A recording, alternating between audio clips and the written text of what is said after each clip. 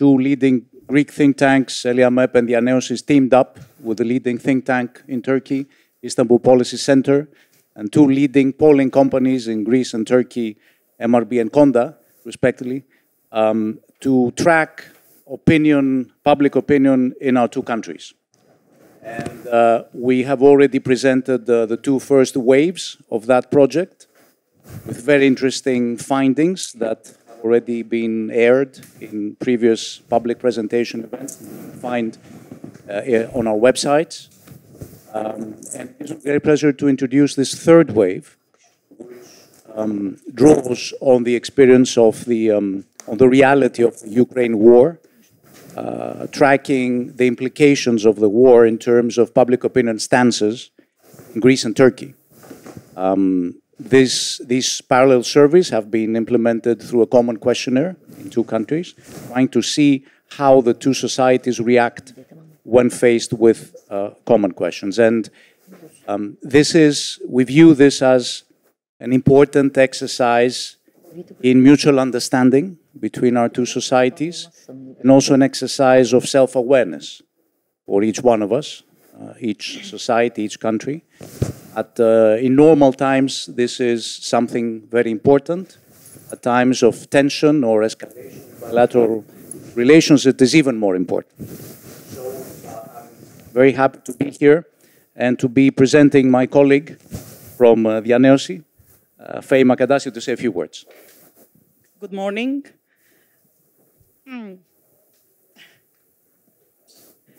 Κυρίες και κύριοι, καλημέρα σας. Χαίρομαστε πολύ που είστε σήμερα εδώ μαζί μας.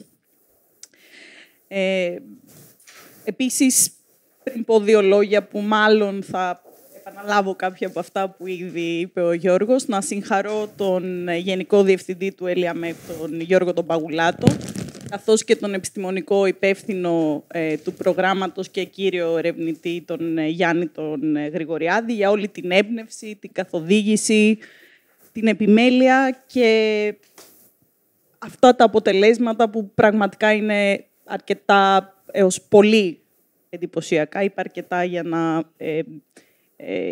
να είμαι λίγο πιο φιδωλή.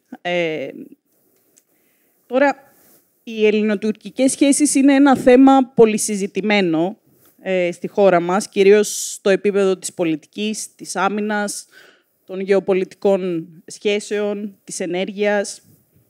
Αρκεί κανείς να ανοίξει την τηλεόραση ή μια καθημερινή εφημερίδα και θα δει ότι καταλαμβάνει αρκετό χρόνο και χώρο το θέμα αυτό. Υπάρχει όμως και μια άλλη πολύ σημαντική πτυχή του θέματος και θα έλεγα ήταν πιο αθέατη σε εμάς μέχρι πρότινος, πριν δηλαδή το ΕΛΙΑΜΕΠ με αυτή την μεγάλη ομάδα και την συνεργασία με το Istanbul Policy Center διερευνήσουν αρκετά το θέμα των λαών, των δύο λαών. Οπότε το πρόγραμμα για τις διμερείς σχέσεις Ελλάδας-Τουρκίας, του ΕΛΙΑΜΕΠ, που ξεκίνησε από την αρχή του 2021 με την υποστήριξη του κυρίου Δημήτρη Δασκαλόπουλου, που είναι και ο ιδρυτής του Think Tank Διανέωσης, και την συνεργασία φυσικά του Istanbul Policy Center, το οποίο θα διαρκέσει μέχρι το τέλος του 2023, σχεδιάζει αυτές τις κυλιόμενες έρευνες κοινής γνώμης που καταγράφουν τις τάσεις, τις απόψεις και τις αντιλήψεις των πολιτών γύρω από τα ελληνοτουρκικά θέματα, τις διμερείς σχέσεις, την εικόνα της μίας χώρας στην άλλη. Τρέχει ταυτόχρονα σε Ελλάδα και Τουρκία και κάποιες από τις ερωτήσεις παραμένουν σταθερές και εξετάζονται και στα κύματα που επαναλαμβάνονται, έτσι ώστε να δημιουργήσουμε μία χρονοσυρά και να υπάρχει η δυνατότητα των διαχρονικών συγκρίσεων. Ευχαριστούμε θερμά τον κύριο Μαύρο από την MRB, καθώς και την Konda για την άρτια υλοποίηση και αυτού του κύματος. Εδώ θα ήθελα να προσθέσω και άλλη μια διάσταση ερευνητική που έχει το πρόγραμμα. Πέραν της ποσοτικής μελέτης και των αποτελεσμάτων που θα δούμε εδώ σήμερα με τους πίνακες, τα διαγράμματα, τις πίτες, και όλο αυτό το πλούσιο υλικό που έχουν ετοιμάσει εδώ οι συνεργάτες μας. Υπάρχει και ένα άλλο σκέλος που είναι το ποιοτικό. Όλοι αντιλαμβανόμαστε, βρισκόμαστε τουλάχιστον σήμερα εδώ, ότι οι διαμορφωτές κοινής γνώμης σε Ελλάδα και Τουρκία αποτελούν τους κρίσιμους συντελεστές για την επιτυχία κάθε προσπάθειας επίλυσης των διαφορών των χωρών. Οπότε το ποιοτικό σκέλος με τις εις βάθος συνεντεύξεις στους opinion leaders είναι πάρα πολύ σημαντικό και έχω τη χαρά σε αυτές τις συνεντεύξεις να συμμετέχω εκ του σύνεγγυς και να επιμελούμαστε επιστημονικά τα παραδοτέα με τον Γιάννη τον Grigoriadi. Οπότε είναι πολύ σημαντικό πώς οι stakeholders, οι opinion leaders βλέπουν την Τουρκία στον κόσμο, ποια θεωρούν ότι είναι η Τουρκία σήμερα και αντίστοιχα ποια είναι η Ελλάδα και πώς βλέπουν την Ελλάδα στον κόσμο, αλλά και ποια θεωρούν ότι είναι η θέση των χωρών στο παγκόσμιο στερέωμα. Επίσης, καταγράφεται και η άποψή τους για το momentum στις ελληνοτουρκικές σχέσεις και την διερεύνηση τυχόν σημείων δυνατής σύγκλησης. Κυρίες και κύριοι, είναι σημαντικό και είμαι σίγουρη ότι αυτό φιλοδοξεί ένας από τους στόχους και της σημερινής μας συνάντησης είναι να καταγράψει τα δυνητικά σημεία σύγκλησης και να διαμορφώσει μια κοινή και αμοιβαία υποφελής ατζέντα που δύναται να επηρεάσει τα κέντρα εξουσίας των δύο χωρών για την αποδοτικότερη διαχείριση των διμερών σχέσεων.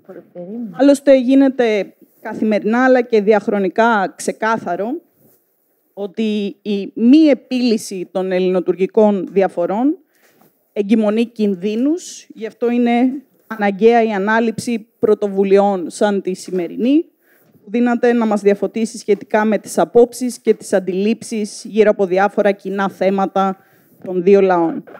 Και να το κάνει αυτό με τρόπο συστηματικό, καθότι, όπως προείπα, για 3 χρόνια θα καταγράψει τα δεδομένα, θα δημιουργηθεί αυτή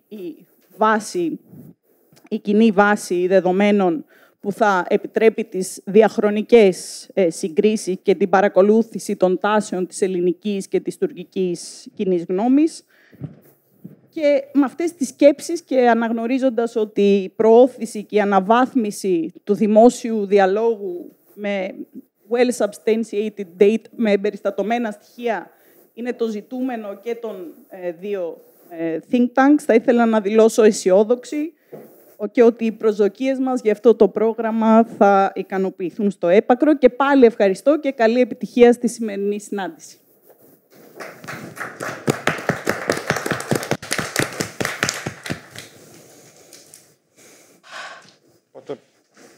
So I think we can go ahead with our part. Let me welcome you all and thank you for being with us this morning. My name is Ioannis Grigoriadis and I am the head of a Turkey program at the IAMEP, the associate professor at Greek University in Turkey.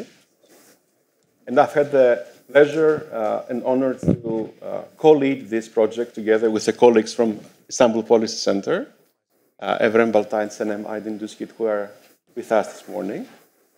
So I do agree with the comments made by Professor Pagoulatos and Dr. Makantasi about the significance of this initiative, both because we're trying to add value to the discussion on Greek-Turkish relations by providing high-quality data. Because very often there's a lot of discussion, but little low-quality information and little interaction between key academic institutions and research institutions of the two countries. So we're here in front of you to explore how the Greek and Turkish public opinion views certain important questions. So since this is the third wave, we decided to focus on the effect of Russia's invasion of Ukraine, how both societies look into this seminal event, which is transforming regional politics. So we will first have the presentation of the results, and afterwards we will have a panel discussion on the regional implications of of Russia's invasion of the Ukraine, but we'll start with the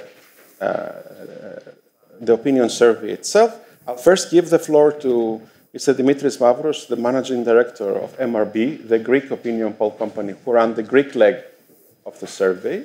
He will provide us with the data, and then I will interpret the data from the Greek point of view. Then the two colleagues will discuss different aspects of the Turkish side of the sample and the data we have. And finally, Vangelis Areteos, a research associate at the Turkey program, will provide some comments. He will also incorporate the comments of Professor Panagiotta Manoli, who was meant to be with us this morning, but a family emergency did not allow her to be here. And following that, we'll have a discussion, so we can have time to interact. So I'll give first the floor to Dimitris Mavros. Okay. Καλημέρα σε όλους. Good morning to you all. It is not easy to be able to identify, at least in Greece, I don't know whether this is valid in Turkey, what is actually happening on the spot. In other words, opportunities to be able to identify such sensitive issues in depth and not just for communication reasons. And of course, via a system of trackers. In other words, how things evolve. To understand this evolution, which provides great information against a static image. So we are at the so-called third wave, as Mr. Pagoulatos said, of the Greek-Turkish issues. We heard a lot about the methodology in both countries. So the themes of the two questionnaires were related to some Optimism Index that we shall see afterwards, or actually it was index of pessimism, to be honest, against the results as far as the economy and how things are run in both countries, similarities and differences of both countries, Greece and Turkey, against Russia and the United States, because indirectly we can actually understand and decode the so-called similarities instead of asking how much the ones love the country of the other, and we see via other things the so-called issues of similarities. Then we have three evaluations: USA, NATO, EU, as far as the relations between both countries against these institutions, and of course against what has actually happened in Ukraine. And last but not least, we also see in depth the so-called Russian issue, because as you understand, we are dealing with countries which love or hate, let's say, Russia, and some, let's say, confrontations, if I dare to say, some distances against what is happening between Russia and Ukraine. So the first graph is related to the so-called pessimism, to be honest, and not optimism, because as you can see, the climax is how things are going in our country in general, how well or bad. So as these are majority figures, we saw that the not that well, we see some comparative data against 21, the 22, beginning of 22, and now, where we have the things which evolve in 2022, and we see in both countries, Greece and Turkey, there is a growth trend of the so-called bad.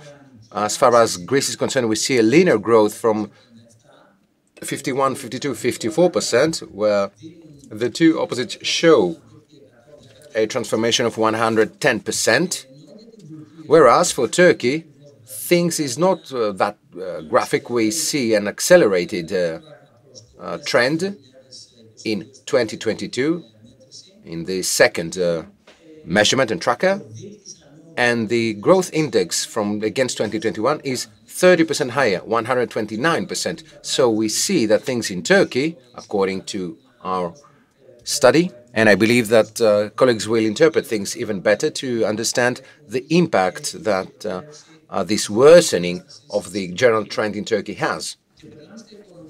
Now, let's talk about the economy. Now, we're talking about the perceptions about the next year. We're talking about the situation of the country and the financial situation of the country and the personal financial situation, where once again we have the so-called negative scenario, in other words, where things will get even worse. And we see that for both countries, starting from the state finances, Greece from 55 goes to 61%. Turkey goes from 51 to 58%. So growth rate in Greece is 7%, whereas growth rate in Turkey is worsening is 37%. Now, as far as the personal financial status is concerned, is multilateral, multidimensional. There are two factors that we need to consider. First of all, has to do with stagnant or worsening. Now, in 2021, in Greece, stagnant was the majority vote, the majority opinion against worsening, but today we see a cross data. In other words, we see that worsening is ranked first, is 47%, and stagnant fell to 36%. In Turkey, things are not similar. The worsening was and still is first, 31 against 41, and the ratio is actually changed. Now, in both cases, the stagnation/worsening is 83-84%, whereas in Turkey is higher, is 77, around between 77 and 80, says the speaker. Now, so we're dealing with a trend with both countries are struggling, but it seems that Turkey, let's say, struggles more, suffers more. And now, let's to see how people identify security in both countries. And it seems that health, the so-called health security, is in both countries ranked first, with a significant difference, of course. National security is ranked second in both countries. The job security, or job issues, is also very close, ranked third in both countries. And then we have a battery between financial security, individual security, and something rather new that we shall see in the years to come, issues related to food security, that at least according to media, affect people's psychology. But what is also important to see and understand is that in Greece, we offer greater importance by feeling more financial security. You see the ratio between Greece and Turkey, 34 against 25, whereas as far as food security is concerned and food issues, is the exact opposite. Turkey, 32.3%, Greece, 22.5%. So Turkey offers great importance to food security against Greece. Let me just clean up the graph so you can see it more clearly. So these two factors, these two denominators, is a great difference between Greece and Turkey. So we want pocket security or financial security, if you wish, whereas our neighbors, Turkish people, in other words, need and demand food security. And now we enter in a more qualitative approach, where we see a battery, I would say, between rational but more political issues, as far as where the similarities between both countries, Greece and Turkey, in other words. Blue stands for we resemble with the United States, and red is we resemble with Russia. And you can actually see, as far as security, foreign policy, and standard of living is concerned, we see a similarity with the US model. Leaving aside one factor, which is the standard of living, where they choose something in between and they say, I don't really know. We are in between USA and Russia. Turkey, on the other hand, you can see that in any given aspect or pillar, security, foreign policy, standard of living, way of life, is black, which means I don't know, I don't answer. So Turkish people cannot decide whether they find any similarities between either United States or Russia. And this, as I said, is identified in all factors. Now, Greece, as I said, we have the so-called family values, and this is important. You see the mental difference between the two people. Civilization or culture, to be honest, as a speaker, and religion. We are, let's say, Russians, we as Greeks.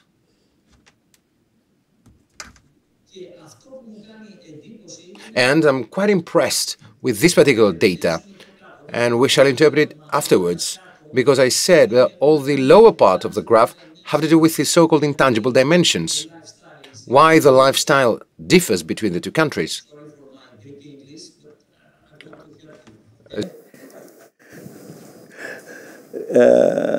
So, moving on. So, to continue, to which country, to which institution, we see that the interests of both countries are more safe and secure. And Greeks say the system in which they feel more safe is the EU. 54% the guarantees offered to Greek interests. Against Turkey, where their national interests are more guaranteed via Germany with 35.5%, which means, in other words, we have a multi-answer question. All of them or some of them, not just one answer. Okay, that's why we have that big figure here and a smaller one here. I would like to have comments on that. Okay? So, first indications. Greeks are closer to EU, Turkey is closer to Germany. Not very far, of course, from EU, it's okay. Απόψεις για τη θέση της Ελλάδας και της Τουρκίας. Now, opinions about both countries and the countries they would like to wish to live abroad. Now, talking about this position, both people, Greeks and Turks, what do you actually think? How can we interpret this figure, this percentage? It seems that the EU is in a good position. Lifestyle is nice. So we have one out of three citizens of this country that don't want to leave the country, and all of a sudden, the comparison between this and the other creates a huge gap. But of course, a in-depth analysis could actually showcase that it is very far away from us because they don't want to live there, because they won't have access to my country of origin. And there is also another data which has a growth trend for Turks, which is a Muslim country, of course. Low for both countries. Πηγαίνοντας από την άλλη μεριά, going on the other side, as far as opinions they find more similarities, they say that whether Greece or Turkey is a Western country, and we see that Greeks feel 60% that it is a Western country, whereas Turks believe that the percentage is around 30%. So, in this issue, we share the same position. In other words, the cultural standards of Western countries and of West, they threat the Greek and Turkish lifestyle, which, of course, as we're concerned, is less than 60%, but for Turkey is more than 30%. And last but not least, the so-called Greek-Turkish democracy, where they should comply with the Western standards. Though we are considered as a Western country, we do not want to comply with Western standards. Whereas Turkey, although they do not feel such a, let's say, Western countries, they more believe that they should comply with Western standards. We see this cross data in this particular study between both countries, which is quite important culturally and politically is concerned. Now, let's talk about the relations between US, NATO, and EU. So you see that evaluation over here, the so-called mostly and somewhat, somehow negative. And for USA, Greeks, 54% negative, and neutral 26%, whereas Turkish, 65%, and all the others are very lean as far as percentages are concerned. Now, as far as NATO is concerned, we attribute 43% and quite rather important neutral opinion about NATO. And neutral could be added in this particular part of the graph, and not just in the so-called somewhat mostly negative. For questions of political correctness, we should leave it as such, standing alone, in other words. So we have a less negative opinion from NATO against the USA, 10% actually. And as far as EU is concerned, we have these two crucial percentages that, to be honest, this also gives an indication about the other one. Now, in Turkey, we have 65, 47, 47, negative or somewhat negative for the three actors, which is a more, let's say, robust image and perception, whereas we as Greeks, we have the so-called in-between as far as evaluation of EU is concerned. Opinions, opinions, opinions, and views. So let's start with the first battery as far as views is concerned. United States should not play a role in EU security. They should not play a role in EU security, and their presence creates more confrontations and conflicts and insecurity. The 51% of Greeks, 48% of Turks believe that. Now, United States support Turkey or Greece against Greece or against Turkey. So 47% of Greeks believe that USA, they support Turkey against Greece, and conversely. So percentages are quite similar as far as these views are concerned. The cooperation with USA reinforces Greek-Turkish security. So Greeks, although on the other question they said that the US, they also have a level playing field with Turks, it seems that they have a greater support of US is concerned against Turks. That's what Turks believe. So the hegemony of West is shrunk, and this is an important issue that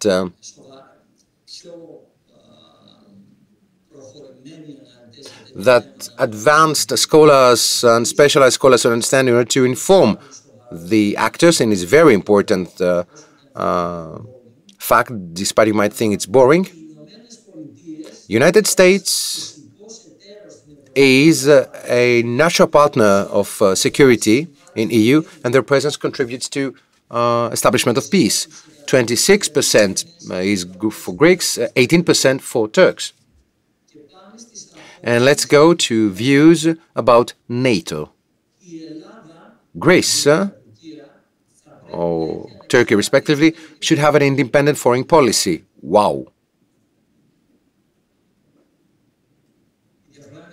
The difference is crucial. 62 against 81% is around 20 percentage units of difference. I was saying this is the most important because it's the only national consensus that the Turks have in this data with this highest. Okay. Yes. Η συνεργασία με το ενισχύει την ελληνική ή την τουρκική. Reinforces the situation. 48% of Greeks believe that NATO supports the EU security, and 41% goes for Turkey. NATO should grow whenever there are countries who are willing to participate in the alliance. 1 out of 3 people believe that. The participation of Turkey and supports the resolution for the confrontation between Greeks and Turks, 1 out of 4. One might believe that the rest do not believe that this is a factor of peace. This is quite important. I want Greece and Turkey out of NATO. But we're not but people both of us, to say that we want to leave NATO. Okay? I don't know, this is once again political correctness. Is it a reality? Is what they actually believe? Now, the connotation leads to interpretations. Now, and as far as EU is concerned, the process of annexation of Turkey in the EU has contributed to the resolution of issues between Greece and Turkey. As far as I'm concerned, none of Greeks or Turks believe that. And Turkey, and respectively Greece, once again in a cross-reference, enjoy unconditional or unfair support from the EU against Greece or against, if you wish, Turkey. So 59% of Greeks believe that Turkey enjoys unfair support from the EU. And 55% of Turks believe that Greece enjoys unconditional or unfair support from the EU. Okay? Now, the war in Ukraine. Now, responsible for the war in Ukraine, 60% for Greeks is Russia, 72% Turks, for Turks, and US 50% for Greeks and 60% for Turks. So it seems that Russia and US for Turks and Greeks are to blame for the war in Ukraine. So in Ukraine and NATO have a slightly higher percentages. So who is more pro-Russian, or let's say hidden pro-Russian? And it's not the only study, I apologize for that, Mr. Pagoulatos, but we have quite some data about who is actually pro-Russian. As I said, secretly pro-Russian as peoples are concerned. Now, Russia is a security threat for the EU, and we need an alliance of security. Who should face that? 32 against 29. Russia should be considered a partner in European security and brought into European security structures. 53% against 24%. And Turks, they declare don't want to have an opinion.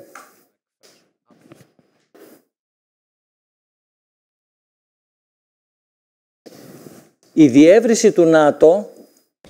Now, as far as the expansion of NATO is concerned, we want to see whether this creates what 54% believe that 35% of Turks.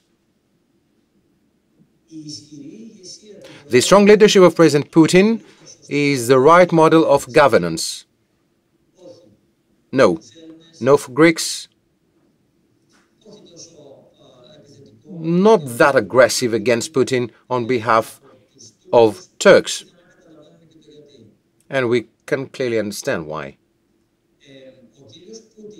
Mr. Putin, in 2016, he was the first international leader in Greece, the most popular against any other international leader back then, in 2016. He was the most popular leader in Greece against the US president, German chancellor.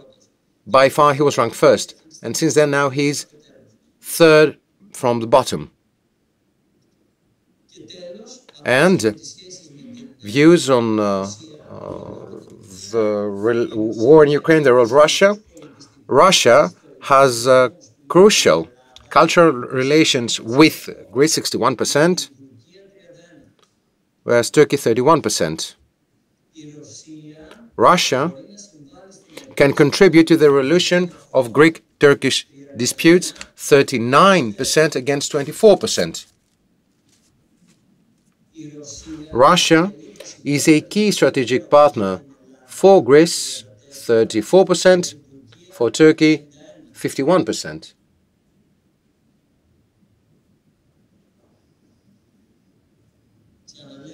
Allow me to reiterate, Russia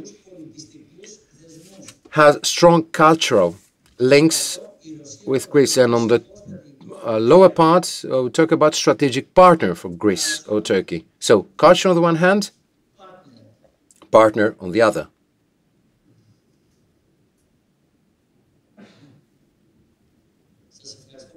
Thank you very much. Thank you. No, It's okay? Ευχαριστούμε πάρα πολύ. I will now move with the presentation. Since Mr. Mavros' presentation took a bit longer than expected, my presentation will be a bit shorter, so we have enough time for two colleagues to present their position too. I will try to provide some comments on the very interesting data that we've been watching together here. I think the first interesting observation is that discrepancy between the government policies and the public opinion views in the two countries. So you can see that the Greek public opinion is much more pro-Russian on certain important issues than the Turkish public opinion, but the government policy is completely different. Greece has taken a clear position along the side of the international community and the Western community as far as the Russia's invasion of Ukraine is concerned. So there is an interesting, let's say, opposition of public opinion perceptions and government policies in that respect. But what is also interesting is to see that the appeal of President Putin in the Greek public has been sharply falling. Yeah. So there is some cost by what is happening there. On the other hand, I think there are some other important contradictions or tensions in the data that have been presented. So this existence of strong cultural bonds on the one side, but recognition that Russia is not a strategic partner for Greece. Greece is a member of the Western community. So Greece feels, the majority of Greeks feel that they're part of the West. But what is interesting is that they don't feel part of the Western security community. So when it comes to NATO questions or whether Russia is a threat for the West, for the European Union, for the European continent, here we see some interesting discrepancies from what we have expected from a country that considers itself to be an integral part of the West. And I think that there are interesting observations that our data help us shed some light on this issue. If you look into the deeper details of this, you'll see that pro-Russia positions in Greece are likely to be on the right and left-wing extremes of the political spectrum. So left and far left-wing supporters and right and far right-wing supporters are more likely to be pro-Russia than the center voters or the liberal voters. So there is some sort of consensus that is developing on the edges of the Greek political spectrum.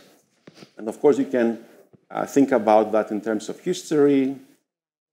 Russia has always played an important role in the Greek nation-building process, in the national psyche. It is a sort of the Orthodox country that was meant to help the Greeks gain their freedom from the Ottoman Empire, although it was actually the Western powers that delivered this, not Russia, in a sort of, in the longer term. Of course, Russia was present in the Navarino battle, but historically, Greece became a part of the Western political and security community. But these affinities remains very strong. And of course, the role of the Orthodox Church is important. And of course, there you can highlight another interesting discrepancy. The Ecumenical Patriarchate, which is based in Turkey, has been taken always a position that tries to sort of highlight the non-national element of Orthodox Christianity and try to highlight a more cosmopolitan view, while the Russian Church, the Russian Patriarchate, has been allying itself with Greek nationalist Orthodox circles in Greece, even against the Patriarchate. And of course, the Ukraine was an interesting theater of that confrontation even before the war started. So there was a big controversy regarding the status of the Ukrainian Orthodox Church that to some degree predated the conflict that we're witnessing right now. So on the other hand, of course, there is this affinity, and we ask this question. Russia still, for many Greeks, is considered to be representative values of the Soviet Union, so they kind of link communism and this left-wing identification with Russia today. So this is another sort of reason for this sympathy. And of course, we can also add to that that Russia has been very actively promoting its position in the public sphere of Greece over the last decades. So that's important to highlight, that Russian soft power has been quite important in Greece. So we can witness that in these findings. So another interesting point that I would like to raise before I conclude my presentation is this mistrust against the international community. That's a common feature in Greece and Turkey. So both countries, people think that the international community is unfairly treating them and support the other in that case. I think this has to do with the way the education systems have been developing the view of oneself in the world. So there is some certain element of exceptionalism that has been cultivated. And I think Greece and Turkey are not different in that respect. So it is strong. And of course, it is something that helps us understand why sometimes conflict resolution can become more difficult, right? Because if you have very little trust in any actors that can help bring about change and kind of restructure a certain set of dispute in a way that can be resolved, this makes things much more difficult.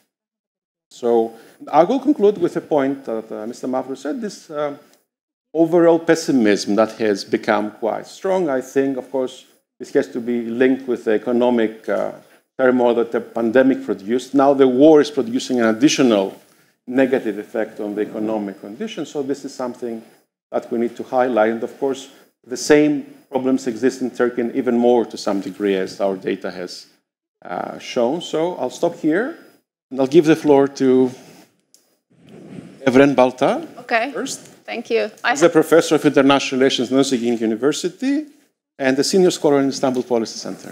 Thank you. I have a presentation as well, but let me start by saying that the impression that I get from the data is this pessimism that you're talking about, deep suspicions, in-betweenness, undecisiveness. I mean, even the fact that 50% of the Turks kept saying that I have no idea to the questions about whether Turkey belongs to Russia and the United States really means something. And we did not, I mean, we did two prior waves of the survey, and we didn't come across such a thing. I mean, they were responding to the Turkish foreign policy. So what we have been seeing is this disinterest to the foreign policy issues mainly. And you can also see it when you look at the security issues, which types of security issues matter either to the Greek or Turkish public. They are basically in the survival mode. They are basically caring about the health security, food security, individual security, employment, economics, finance, but national security, which used to be really high for the societies in good times, now is basically losing its importance, which I think is an important component of this third waves. We keep finding the same thing in the surveys, if I'm not mistaken. So this is all happening, as I said, in a period of pessimism and increased unhappiness in both countries, but which is more sharper in Turkey. So what I want to do here is that in the first two waves, we also did the same thing. The averages, we thought, don't tell us much in Turkey, for the Turkish society, which is very polarized. And when I say polarized, basically, let me show you this. The first two waves told us that it's the bipartisan identities, the political party support that really shapes the attitudes, and also religion and education that shapes the attitudes, either towards the Greeks or towards the foreign policy issues or anything. Anything that comes up to your mind, it really is being shaped by partisanship, which political party, which either opposition or government, which side basically you're supporting. So the education and the religiosity basically informing partisanship as well, so they basically work together. So you have education, religiosity, and partisanship, but most important is, I would say, partisanship. I tried to group the data in terms of, because we are basically dealing in this way with anti-Westernism, but there are different types of West in the minds of both Greek and Turkish public. And I tried to group this data to the geopolitical West, which means, for example, American presence in the region or relations with the US and this and that, to institutional West, membership to EU, membership to NATO. And what we have heard from the first presentation of the results, these countries do not even trust to the institutions they belong. I mean, Greeks do not trust completely to EU, Turks don't trust to NATO, both of them don't trust to NATO. I mean, the percentage is maybe sometimes 40%, but it's still low because you're a member to this institution and you don't trust the institution that you are a member. And finally, perceptions of the cultural West, which is completely different. And I think what is important for the Turkish data is how this idea of geopolitical and institutional West and cultural West is different from each other. And finally, Russia's challenge to the West, how is it perceived? And I'm not able to read the numbers. They are very small, very, very difficult to read from here, but I'll just try to improvise. When we look at the perceptions of the US, what we see is that, and I have Cumhur İttifakı, government and opposition, you have sort of a consensus in terms of their perceptions towards the West. But, and there is the role of the US in the world. They do not think that it's highly negative, their perception. And then you have the US support of Greece at the expense of Turkey. Let me not just go in detail, but what you see is that when it comes to the US, maybe the HDP, the Kurds' attitude is a little bit different, but Millet and Cumhur İttifakı, the government and opposition, are similar in terms of their perceptions of the US. When you come to the perceptions of NATO, it seems that opposition has more favorable views of NATO than the government. When we talk about the role of the EU, right? I mean, when it comes to the EU, opposition definitely has more favorable views than the government supporters. So, but the divergence is not that big.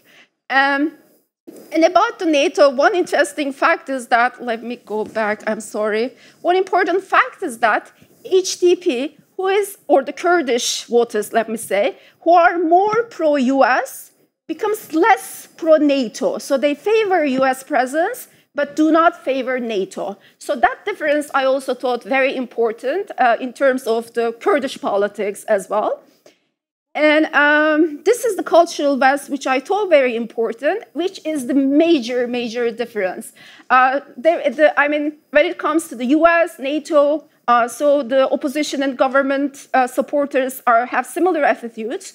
When it comes to the EU, there is a little bit of divergence. The opposition voters supporting EU more than the government supporters. But when it comes to the cultural West, meaning that whether Turkey is a Western country, whether Turkish democracy should comply to the standards of the Western democracy, whether Western cultural norms are threatening Turkey or not, opposition is definitely culturally Western.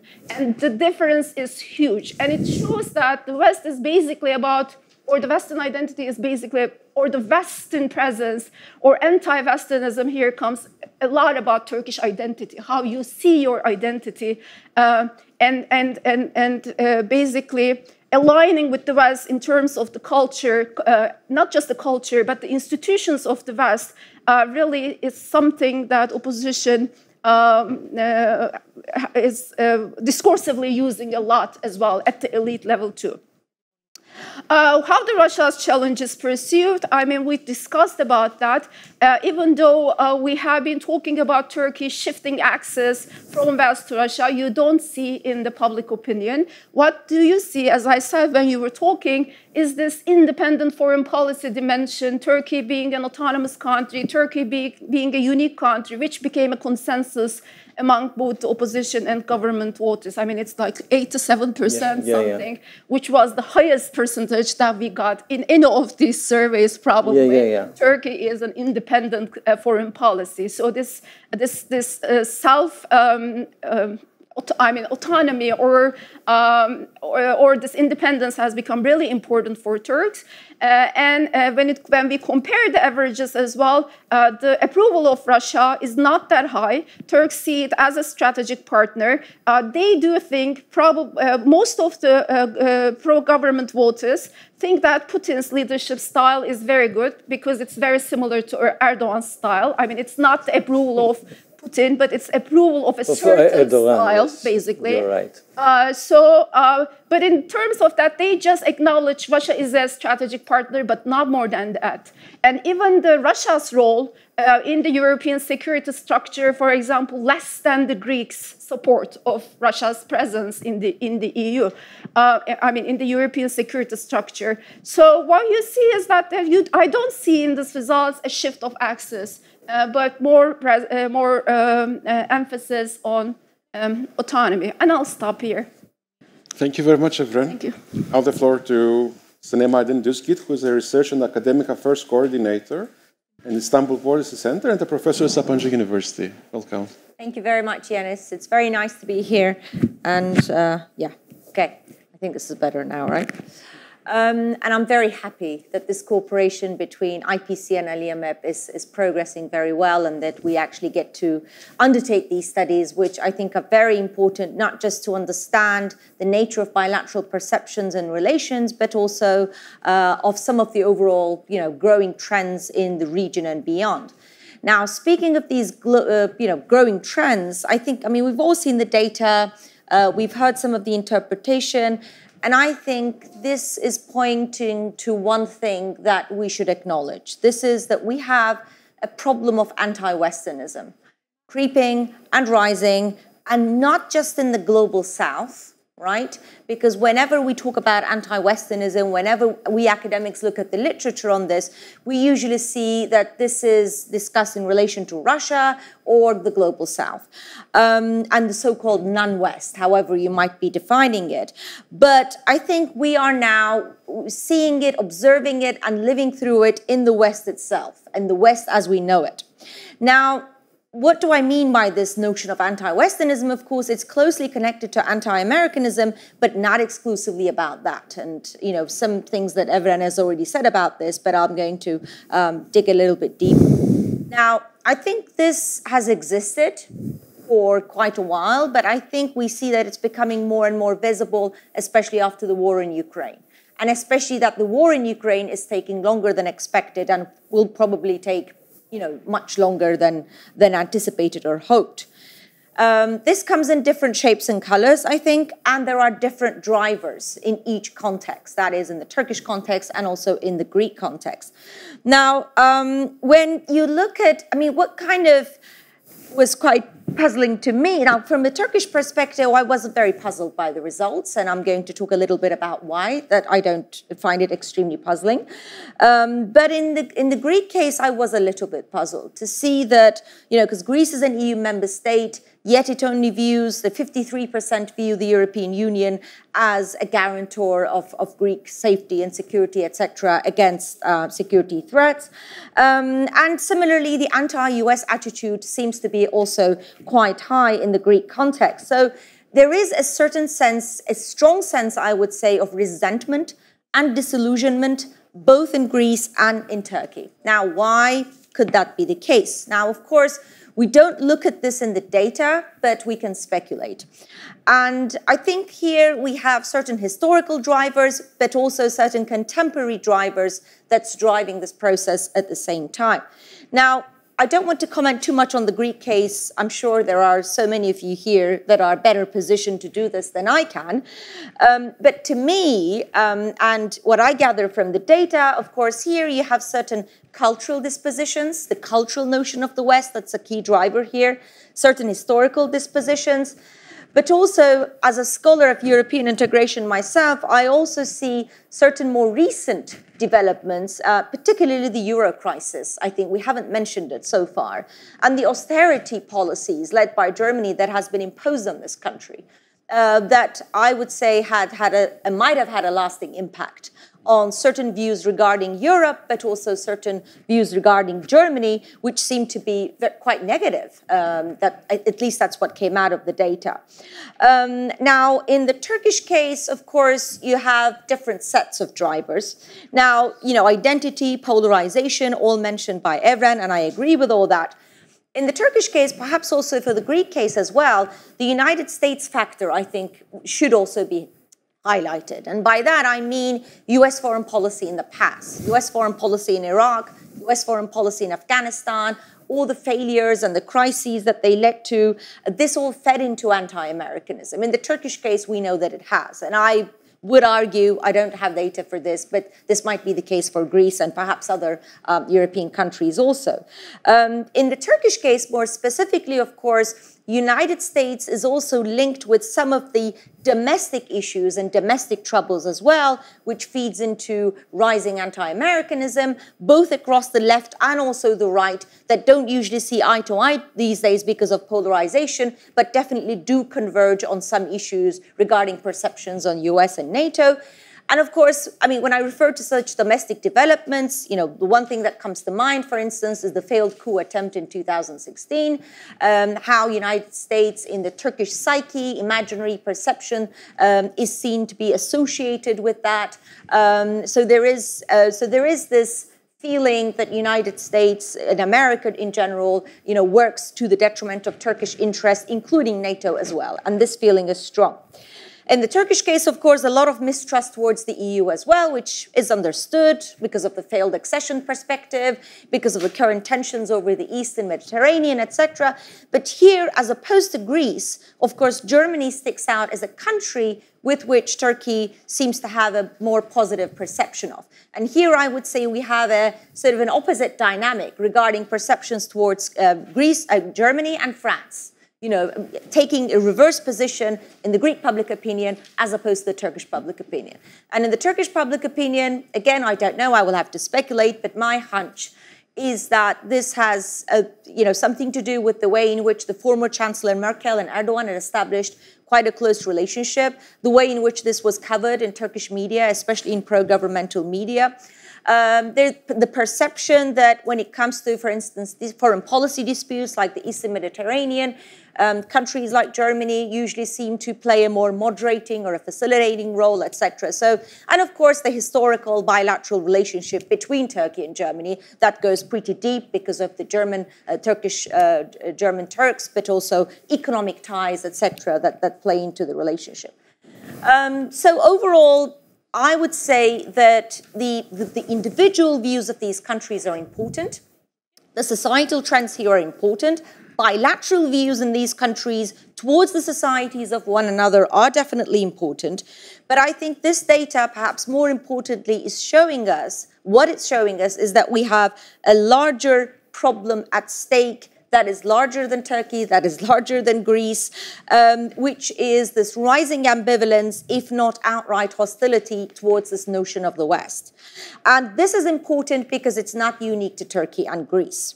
The drivers might be different, but the symptoms are similar. You see it in Hungary, you see it in the Balkans, you even see it in core Europe and not just the periphery of Europe.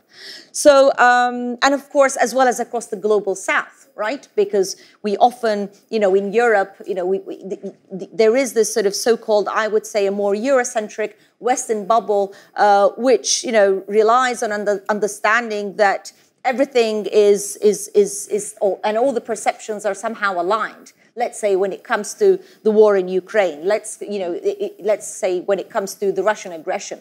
That is not necessarily the case in India. That's not necessarily the case in Brazil. That's not necessarily the case in Turkey and Greece, these countries that are members of some of the key institutions of the European security order and the Western security order.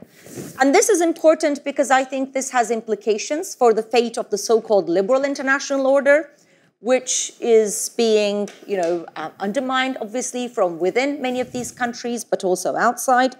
And it means that this situation requires political factions in Europe to take this growing resentment into account. And to do that, of course, you need to decenter from this sort of European, Western-centric perception of Russia, of the war, and how the rest of the world actually are in tune with this vision or not. So let me just stop there and maybe discuss further when we have questions. Thank you very much, Senem. Now I'll invite Vangelis Areteos, who is a research associate at the Turkey program at the IAMEP, to offer his comments. Thank you very much all for coming. So, from this third wave, what we can see for both Greece and Turkey, and by the way, as Ioannis said, our colleague Panayota Manoli is not here, so when I will be referring to Greece, it will be more what Panayota said and we discussed. So I'm speaking on her name also. So what we see from this third wave is when it comes to Greece, we see an exceptionalism, a feeling that Greece and Greek culture is exceptional. And this, we saw it quite clearly when it comes to family values, that we feel more closer to Russia, which means that we are not part of the family values of the West, of the Western world, and also the culture. So we see from the point of Greece this feeling of exceptionalism, and from the point of Turkey we see a feeling of uniqueness. That Turkey is a unique country, and that's why we have, as we saw the results, a rather balanced view concerning of the Turks concerning United States and Russia. They don't pick sides. They want to be somewhere in the middle, and actually they want to be in the middle because they feel unique. And this, we could see it also by the fact that when we have these questions about security, about what the most common things between the United States, to choose between the United States and Russia, when it comes to security, foreign policy, almost everything, the rates of the Turks who don't answer or they don't know are amazingly high. So we have something like between 44 and 47% of people in Turkey who didn't reply. Whereas, for example, the Greek side is something between 17 and 7%. So why do we have all those Turks who don't reply? We could eventually speculate that there are maybe two reasons. The first reason is exactly this feeling of uniqueness, that we are so unique, so we don't have to choose, we don't have to pick sides, we don't have to find common things with others because we are unique. And the other possible explanation, and one doesn't exclude the other, is that, and we've seen it practically also, is that much less Turks follow foreign policy in daily basis as we follow foreign policy in Greece. Also, we can see this exceptionalism, and here I will use a term that Senem has formulated, this de-Europeanization. Yeah. And we see it, for example, very clearly in the Greek side, where when it comes to if Greece is a Western country or not, more young people feel that Greece is not a Western country than older people. So we see that we are slowly in Greece, and we've seen it also with other data, all these discrepancies between being within EU or with the United States when it comes to security or foreign policy, but not feeling part of it. All this data that shows that we are, the Greeks feel a sort of deception from the EU as they perceive it supports Turkey. So we have a slow process of de-Europeanization in Greece, more psychological, more cultural. It's not about politics. Whereas in the Turkish case, it's much more interesting, I would say, because we cannot really talk about the EU losing its soft power. Because as Evren showed, when it comes to EU and Western values and everything, the opposition is much more positive towards all these principles, the Europe, democracy, than the supporters of the government. And this is because, again, we are in the middle of an identity struggle or war in Turkey. And for the opposition, the EU mainly, and the West in general, the EU as a cultural entity, but also as an institution, represents a sort of coming back to what Turkey used to be. It's much more cultural. It's much more has to do about identity first. It's more psychological. So the people of the opposition would like to feel closer to the EU, to feel that Turkey is becoming again more European, more Western-oriented, because they perceive that with the current government, this traditional orientation of Turkey has been lost. But also, practically speaking, because, and this we can see it also by the statements, but mainly from the behavior of the leadership of parties, of the opposition parties, but also as we've seen the basis, is because they know that after the elections, if they come to power, they will have to restore, as they say, the regime and come back to the parliamentary democracy and generally, as they say, restore Turkey. And the only way they can do it is through the EU. So within Turkey, EU is, and as a general principle, I mean, of course, very few people still believe that Turkey can be a full member one day and everything. But as a weight, as a factor that can lead politics and identity politics, EU is still very important in Turkey. Whereas, as I said, in Greece, we see, I wouldn't say the opposite, but we see a feeling more pronounced of deception from the EU for various reasons. What we also see is that when it comes to what Evren said about HTP and NATO and the US, and this is indeed a very, very interesting finding concerning the Kurdish politics, but also the mindset in Turkey. And we saw it also in some other data between the parties, is that in Turkey, US is one thing and NATO is another thing. Traditionally, NATO was associated with the state. So for the Turks, the perception of the Turks, when we talk about NATO, we talk about this very strong relationship between NATO and the Turkish state. And this we see it clearly with the discrepancy of HDP voters, because whereas they are much more in favor of the US, which is very normal today in the current situation, because the US is more implicated in northern Syria with the Kurds there. So whereas traditionally for the Kurds and HDP, and even ideologically, the US were always seen as almost an enemy, now we see a different perception. But NATO remains very low because of this idea that NATO is the state. So for the Kurds, it's the Turkish state. So they keep their distances. So this I think is very, very interesting to see also the perception. Now, we are talking about Greek exceptionalism, Greek Turkish uniqueness, but there is a common point there. And this common point is this independent foreign policy.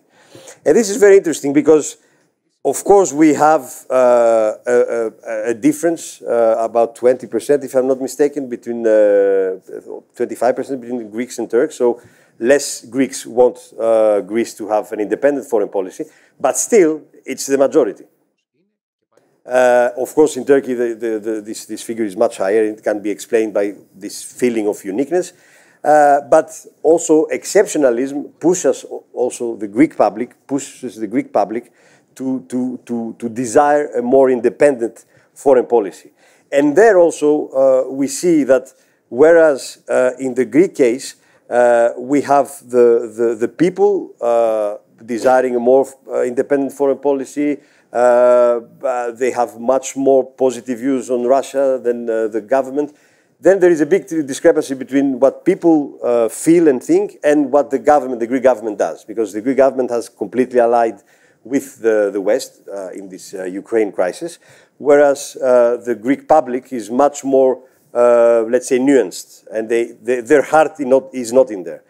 And it's very interesting to say, because one of the biggest criticisms that we have here in Greece from the media mainly, but also from the political world towards Turkey, is that, well, Erdogan and Turkey, they want to have an independent foreign policy, they want to be with the States and the Russians and everything.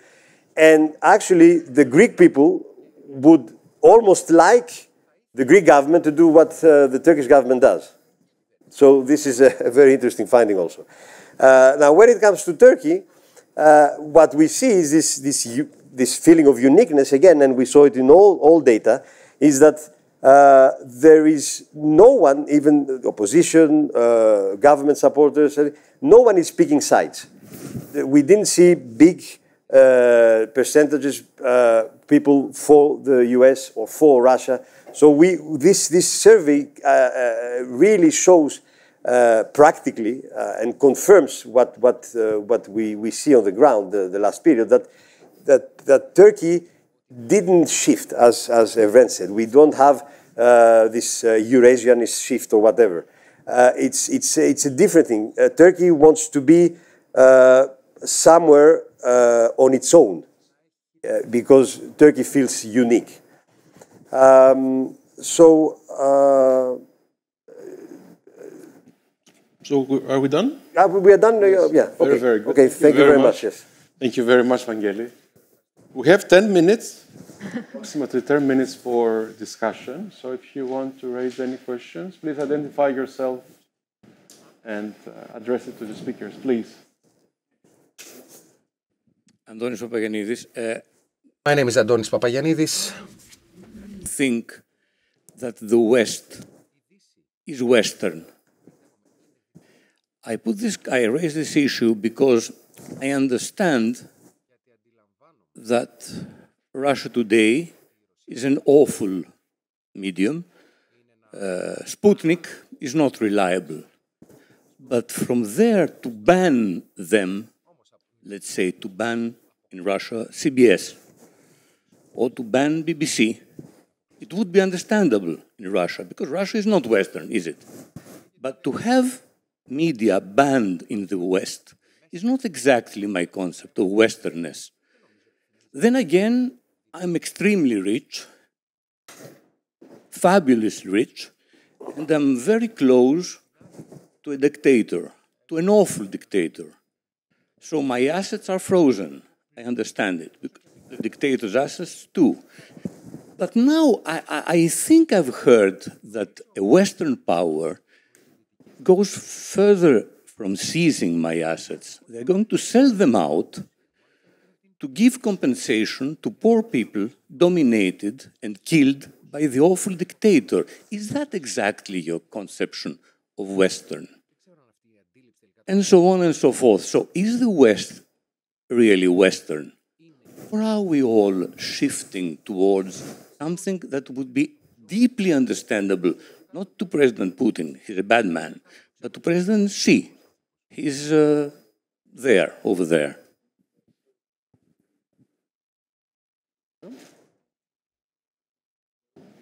Would anybody like to?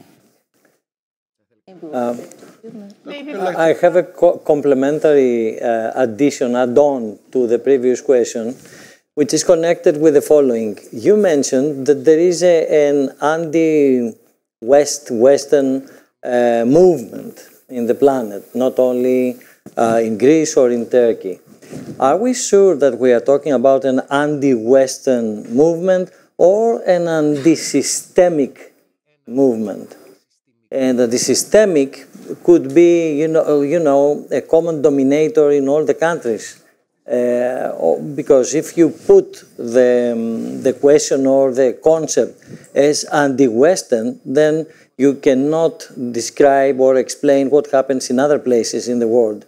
So, from our perception, at least coming from what we see in Greece or in other countries around Greece, is that probably we are talking about an anti-systemic concept and not an anti-Western. There are other questions, so we can bundle them and then, yes? No one? Here, please.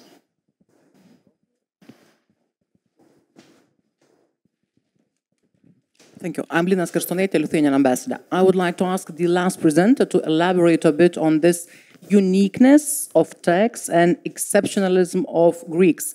What's the difference? For me, the two words, they sound like, they are the same word, but put in different perspectives. So what are the perspectives of that? Thank you.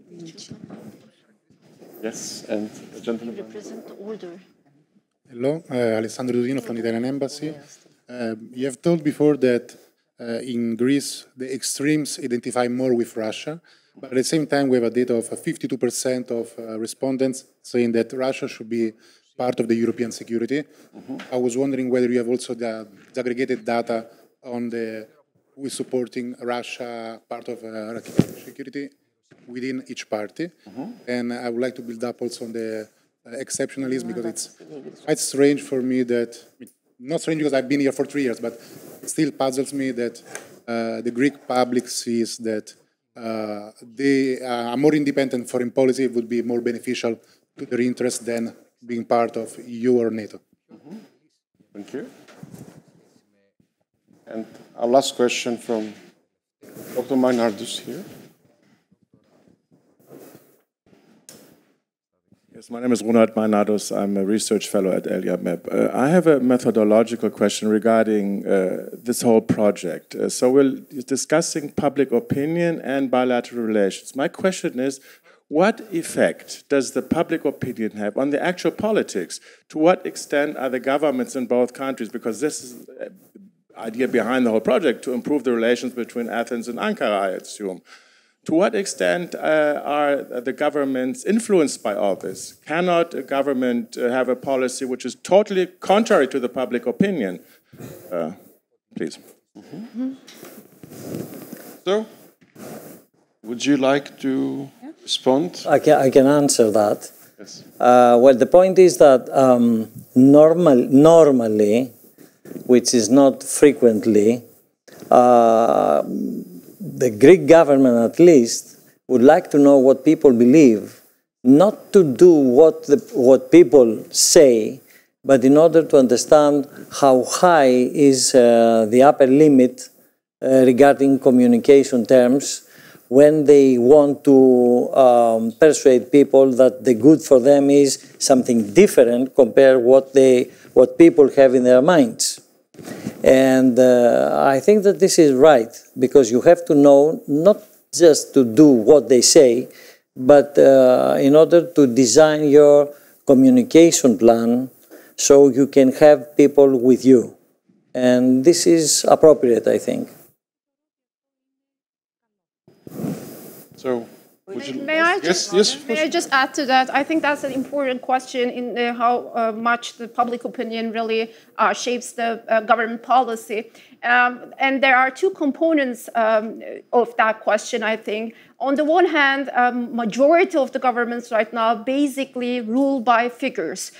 They go to the public opinion polls, they check, as you have been saying, what the public thinks about a certain issue. And in order to win elections, given that these are the governments who are designed to win elections, not authoritarian systems, so public opinion polls really provide them important data in how much they can go and what types of policies that they should be favoring. But on the other side, specifically in countries like Turkey, where the media is controlled a lot, where the dissent is basically under a lot of pressure, and you do not have a lot of free and fair information surrounding in the country, the public opinion is basically shaped by the government media or the government-controlled discourse as well.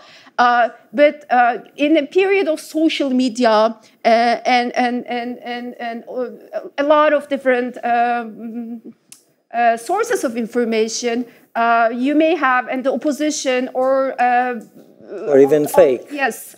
Or maybe that too, yeah, misinformation is also important, but different sources of information can find channels, and it's not easy to really shape the public opinion through this, like controlling information or controlling media. So there are two sides to that, but the governments definitely have a lot at their hands, specifically in authoritarian settings, to shape the public opinion.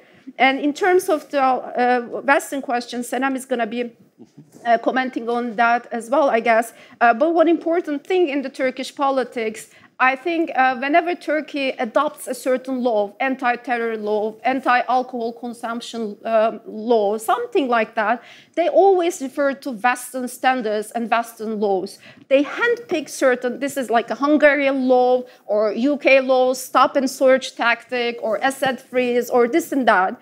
Maybe, it's just one component of that country's law, which is anti-democratic, but it's in there. And then countries like Turkey picks all those pieces of law, brings them together, and then goes to public and says that this is the Western standard. Western countries are basically doing the same thing as we're doing, and they are actually doing that. But the whole pack is like handpicked from each other country, which is like authoritarian. But this also adds up to this idea that we don't have to catch up with the West anymore because we are already applying the Western standards and they have the same standard that they're applying in their own national context. So this decay of the West in terms of its democracy or institutions, the discourse goes, is an important component in the current de-democratization, really, losing the core of democracy. Senem? Okay. Thank you. Yes, I'll take from there. I'll move from the West anti-Western question. And your point about being anti-systemic and being anti-Western, I think the two are very closely related.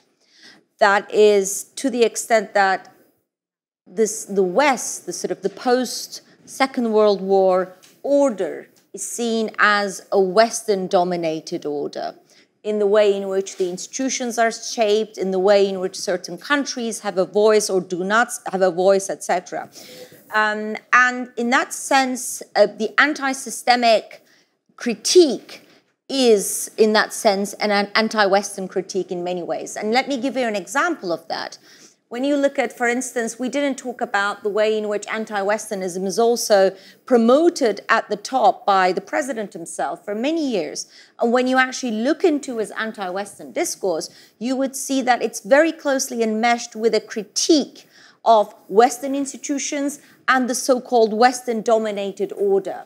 So he wants to situate Turkey, or he says that he wants to situate Turkey as a more unique country that defies that order, that defies the excesses of that order and reaches out to countries, in Africa, here, there, elsewhere, who are unrepresented or are misrepresented or who don't have a voice in the system. That's why, for instance, he talks about reforming the United Nations Security Council, and he's been going on about it for years, right? So the anti-Western critique is very closely related to the anti-systemic critique. I think this has to be said. Secondly, about foreign policy and public opinion, I agree with Evren. And I think, again, if you want to look at a case, you can, pick up the case of Turkey's attitudes towards Europe, which you mentioned, right? I mean, at the beginning, let's say in 2004, 5, etc., those days when Turkish-EU relations were better, to say, couldn't find a better term. At the time, you saw that Erdogan's constituency was very much in favor of Turkey joining Europe. And if you looked at any public opinion poll, they had all these pro-European views. And then, fast forward to 2016, 17, 18, 19, you have the adverse picture, right?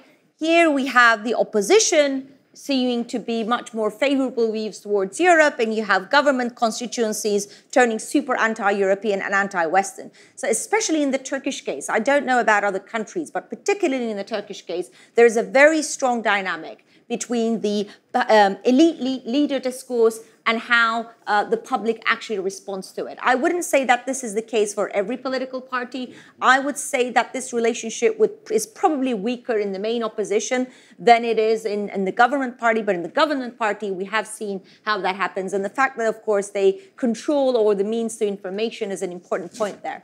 And a third point that I want to make in relation to what you brought up, and I just took it among my notes, and I think this is important, because you said that, if the opposition wins, things might pick up with Europe, or it might be... Well, of course, if you look at public opinion polls, you do see that despite all the adversity that seems to characterize the current Turkish-EU relationship or the Turkish-Greek relationship, whatever, you see that a significant part of the Turkish public still wants to have good relations with Europe.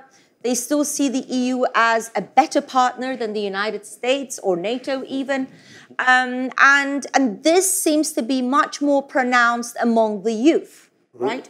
And this is an important point because, as you know, Turkey is a very young society. The youth takes up a very large percentage of the demography. And plus, the youth seems to harbor much more sort of, I would say, concerned attitudes regarding issues like climate change, for instance. They seem to be much more favorable for the Green Deal, the European climate agenda, etc. Now, this is all important, right? But, and perhaps these sort of give, one some hope for, picking up the relationships or the pieces of the relationship. But having said that, I think we also have to keep in mind that there are also other policy areas which lead to an increased politicization of Europe and EU in the public sphere, and that might not bode so well for the relations. And here I'm referring in particular to the migration issue. Migration issue is becoming more and more politicized in Turkey today. And Europe, that somehow was detached from that discussion because the discussion wasn't so politicized, so Europe wasn't so much in the picture, is becoming more and more debated and discussed and politicized because they are seen as the culprits of the current situation due to the EU-Turkey migration deal. And I don't think the opposition can back on that. So in that sense, there will be constraints on the opposition in the future if political constellations change in Turkey. So we'll have to have a balanced view of what we can expect from an opposition-governed country. So, yeah. Thank you very much. Vangeli? Okay. Thank you very much for the question. It's, I should have mentioned it. So first of all, when we talk about exceptionalism, the definition is that we belong somewhere, but we are exceptional. Uniqueness is that we don't belong, we are unique. All right. So when we talk about exceptionalism, this is not absolutely translated into politics, like we see in the Greek case, because it's an exception. It leaves space. When we talk about uniqueness, it translates to politics, as we see the practical politics in Turkey. At the same time, when we are in the exceptionalist position, we are more introvert because we belong somewhere. Right? We are safe. So, politically speaking, the translation of this exceptionalism is to stay where we are. Where we are unique, well, we are extrovert. We go, we move, we go to Africa, we go here, we go there. I'm talking about Turkey. And when it comes to identities, and this is important to mention because especially in Turkey, we have this big polarization. We know about it. In the exceptionalism case, in the exceptionalism mindset, we still have space.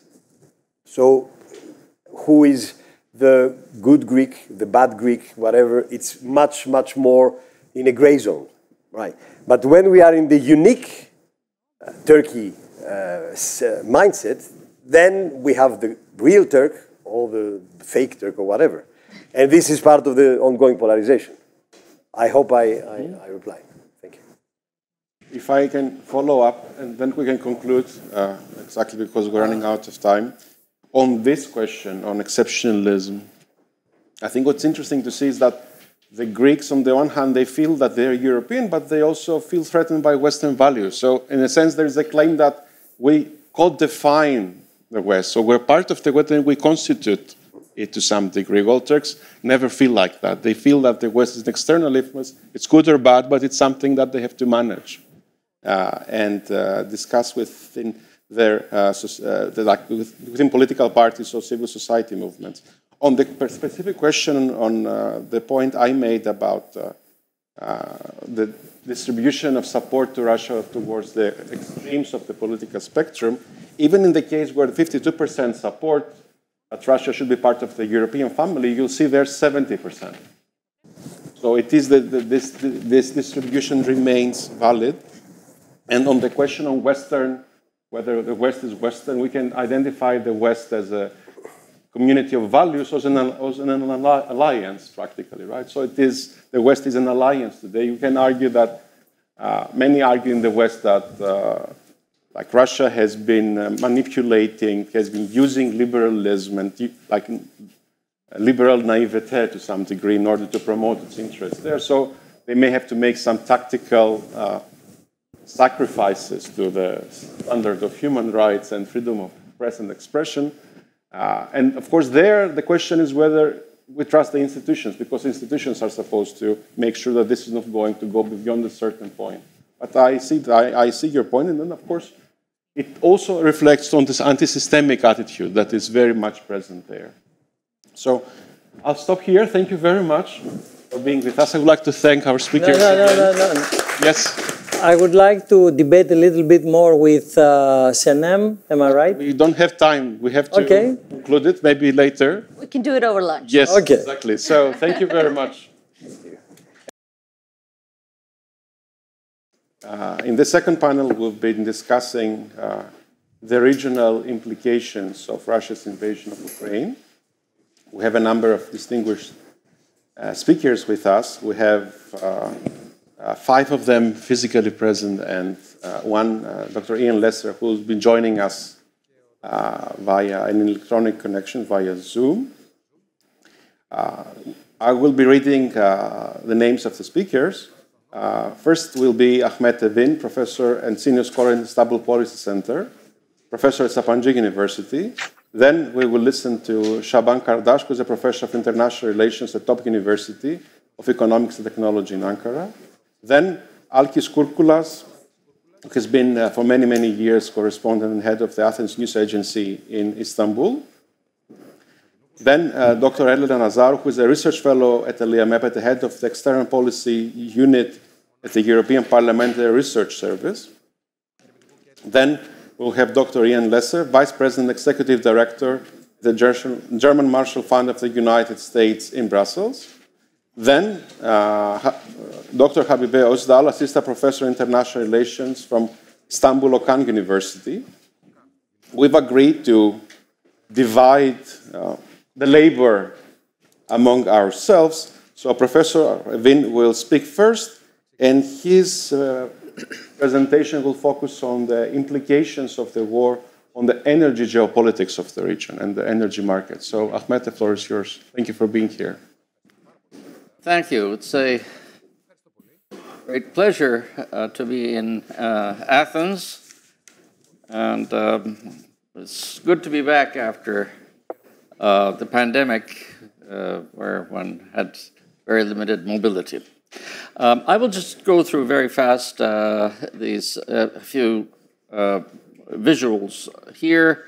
See the EU 27 annual domestic production. What happens here is that it has been going up, and then all of a sudden, of course, with the pandemic, the demand and the consumption has come down. But 2021, it has not gone up any further than 2020. That is a bit of a problem in terms of the amount of gas available was not keeping up with the demand. And with the war in Ukraine, Russia's attack on Ukraine, all of a sudden, the alternative to Russian gas became a critical question. And here are alternatives, and from which of these sources EU could get additional gas in order to meet the demand. As you might recall from yesterday's Financial Times, for example, Germany has lifted restrictions on coal and has recommissioned coal-fired plants because all of a sudden, 2 days before that, from the Nord Stream 1, the amount of gas being pumped to Germany was reduced by 60%. So there is a very sudden and also quite a challenge to meet the immediate demand to keep the economy going, and not only that, but keep the refrigerators at home working and your light at home working, and so on. So this is one thing that is interesting, that prior to the Russian invasion, the amount of LNG brought to Europe was increasing substantially, so that is one source that one is focusing on. The other one that is has been important in terms of Greek, Turkish, and East Med relations is the what do you do with East Med gas? As you see, the estimated capacity in East Med gas is very, very limited. The largest deposit there is the Egyptian Zohr field. Rest of it is very small. So over the years, I have maintained, and it was not a popular viewpoint, that there isn't enough gas there to really warrant the investment for East Med gas pipeline. Now, this business of the challenge right now has changed things, because Europe is looking for replacement, literally liter by liter. You know, what can we get from whom immediately? And that changes the question a little bit, that the East Med delimitation, friction, ability to build or not build, finance or not finance this East Med gas is no longer the question, but the temporary solution is to get LNG from the existing plants, as you see there, from Egypt, Damietta, and Itku. This is what happened, just one of the many graphs. You see that the shooting up of natural gas prices. And you see that there are two very large, very conspicuous peaks, and one is before the Ukrainian war, and the other one is following the beginning of the hostilities. Now, what this means actually is that two price hikes came one after the other. It's like sometimes if you're sailing and all of a sudden two waves just come on top of one another, and you have a hard time keeping the boat straight. This is exactly what happened, because the demand, the increase in demand in the last quarter of 21 was unanticipatedly high. So there's already a shortage of energy, and then came the war, so the anticipation of that, and you can see that the price is phenomenally high. It went up 10 times the price, and of course there is an implication also of this in term to the major economies, because Western economies, German, France, and so on, have basically put subvention support to the prices, and that then has it has two consequences. One is that the subvention state expenditures are increasing, and at the same time there is inflation, and that has an effect on inflation. So there's tight money policies coming, and tight money policies will then make the deficit worse because money will be more expensive. Now, that is by way of introduction. As I said, 21, faster than expected recovery has had a consequence, followed by the Russian invasion. Both of them led to higher prices. Will there be change in habits?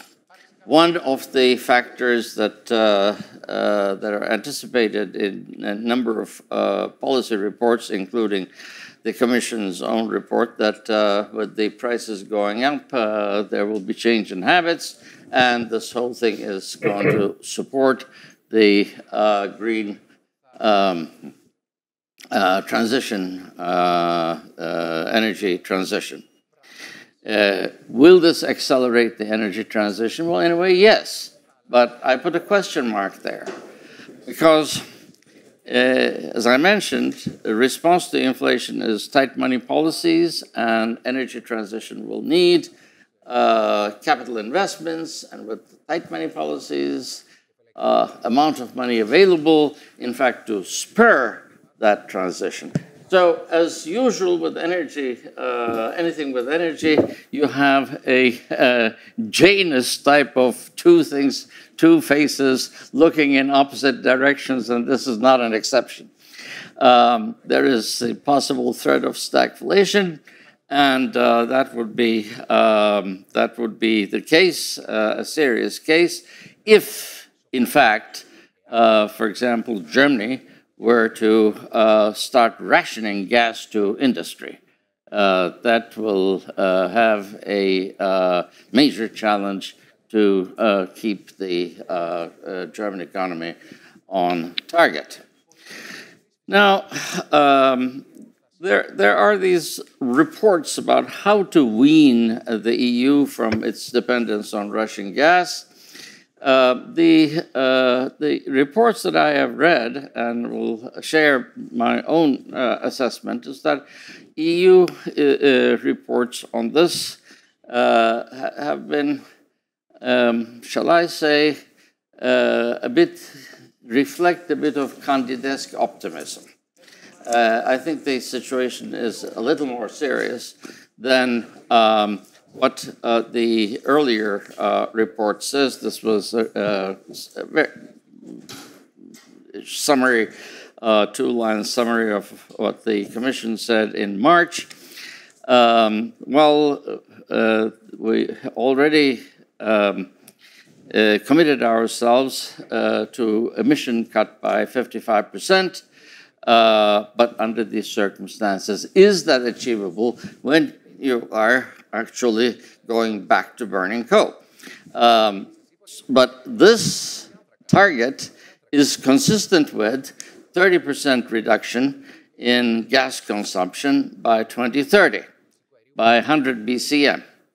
Well, the original idea was that you could do this by 2030 by investing money in transition, and then, in the best of all possible worlds, China would come in and start building this Pride of Siberia 2 from Yamal across the eastern Siberian plain via Mongolia to China. So Russia's dependency on the European consumer would wean itself, and then China would be sending its gas to Russia would be sending its gas to China, major geopolitical change, the whole thing. And then the EU would actually move for greener fuels, essentially electrifying, and then possibly investing considerable amount in hydrogen. Now, what we are seeing, however, that this is very difficult. Very simple calculation here. We expect 43 BCM more gas in 22 available. But that gas is available from already existing sources because these were not producing as much when the demand for the year before. So there is not, if you add these figures that I put there, additional pipeline, maximum 15 BCM, and then on the demand side, if people change their habits and start turning off lights, another 14 BCM. If you add these 30, maximum 72, 73. So there is that gap remaining there. In the medium term, I think my time is running out. In the medium term, there may be other sources. But the crisis and the challenge of this crisis is not going to be resolved before the medium term. So what we're facing, two things. We have a considerable energy crisis because of this, a price crisis because of this, and economic implications of this that are too early to analyze, but it's not, the economic implications are not going to be easy. And the only relation with the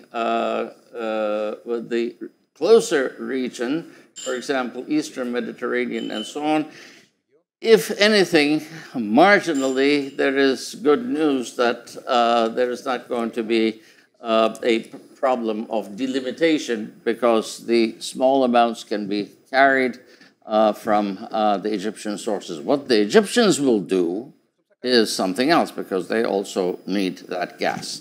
Thank you very much. Thank you very much indeed. The floor goes now to Professor Kardas, and he is going to discuss strategic implications of the war, and in particular the question of strategic autonomy as has been raised in recent discussions in Turkey and beyond.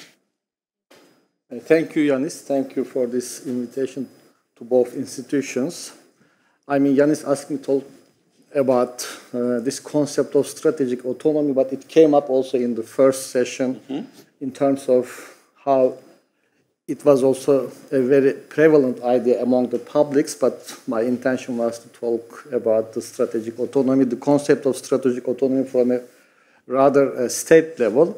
And it reminded me a discussion we had at GMF on Turkey publications more than 10 years ago. Ian Soli Özel, they wrote a couple of pieces for the GMF trying to understand the new strategic orientation of Turkey. And it was, I guess, in 2011 that I wrote a piece to continue conversation in which I was trying to argue that the concept of strategic autonomy is what drives Turkey's international orientation.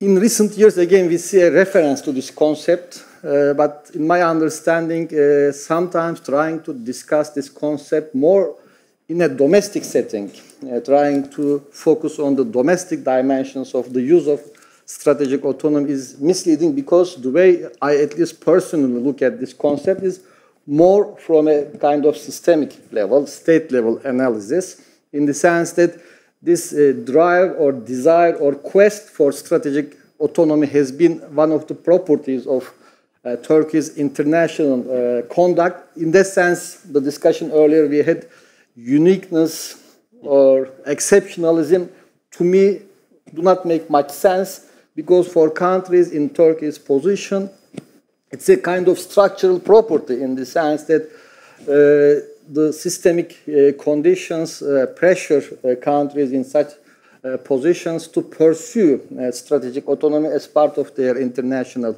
orientation. But of course, it doesn't mean that there is no domestic dimension. There is no individual level impact here, especially the ideology, identity of Turkey's ruling elite in the last 2 decades. It does also play a role in putting strategic autonomy at the very center of Turkey's foreign policy. But let's keep in mind that it has been there even before the AK Party came to power. And then you see different interpretations of how to assert Turkey's strategic autonomy at the regional level, at the international level, even before that. But during the AK Party time, especially considering Davutoğlu's approach to international relations, there was indeed a civilizational emphasis on that. It was blended by realpolitik and geopolitics in that sense, geoculture together, more of the normative dimension, but it doesn't negate the fact that it is there. It has been there. It is beyond AK Party's own core political orientation. So in practical terms, moving beyond this theoretical approach to this concept, what does it mean? Basically, it means that in most cases, Turkey filters its foreign policy options through this concept. And then in that respect, Ioannis asked us to talk about, of course, the implications of Russia-Ukraine conflict war, and then what it means for the way forward. I mean, the way personally I have always looked at Turkish foreign policy, Turkey is situated at the intersection of regional subsystems and the international system, and this is the same for when it comes to Turkey in the Black Sea context, Turkey in the Middle East context, and Turkey in the East or Mediterranean context. And then in that particular positioning, the key question in many cases that shapes Turkey's foreign policy orientation and choices is this question of where does the threat come from? What is the main source of threat to Turkey's main vital interest?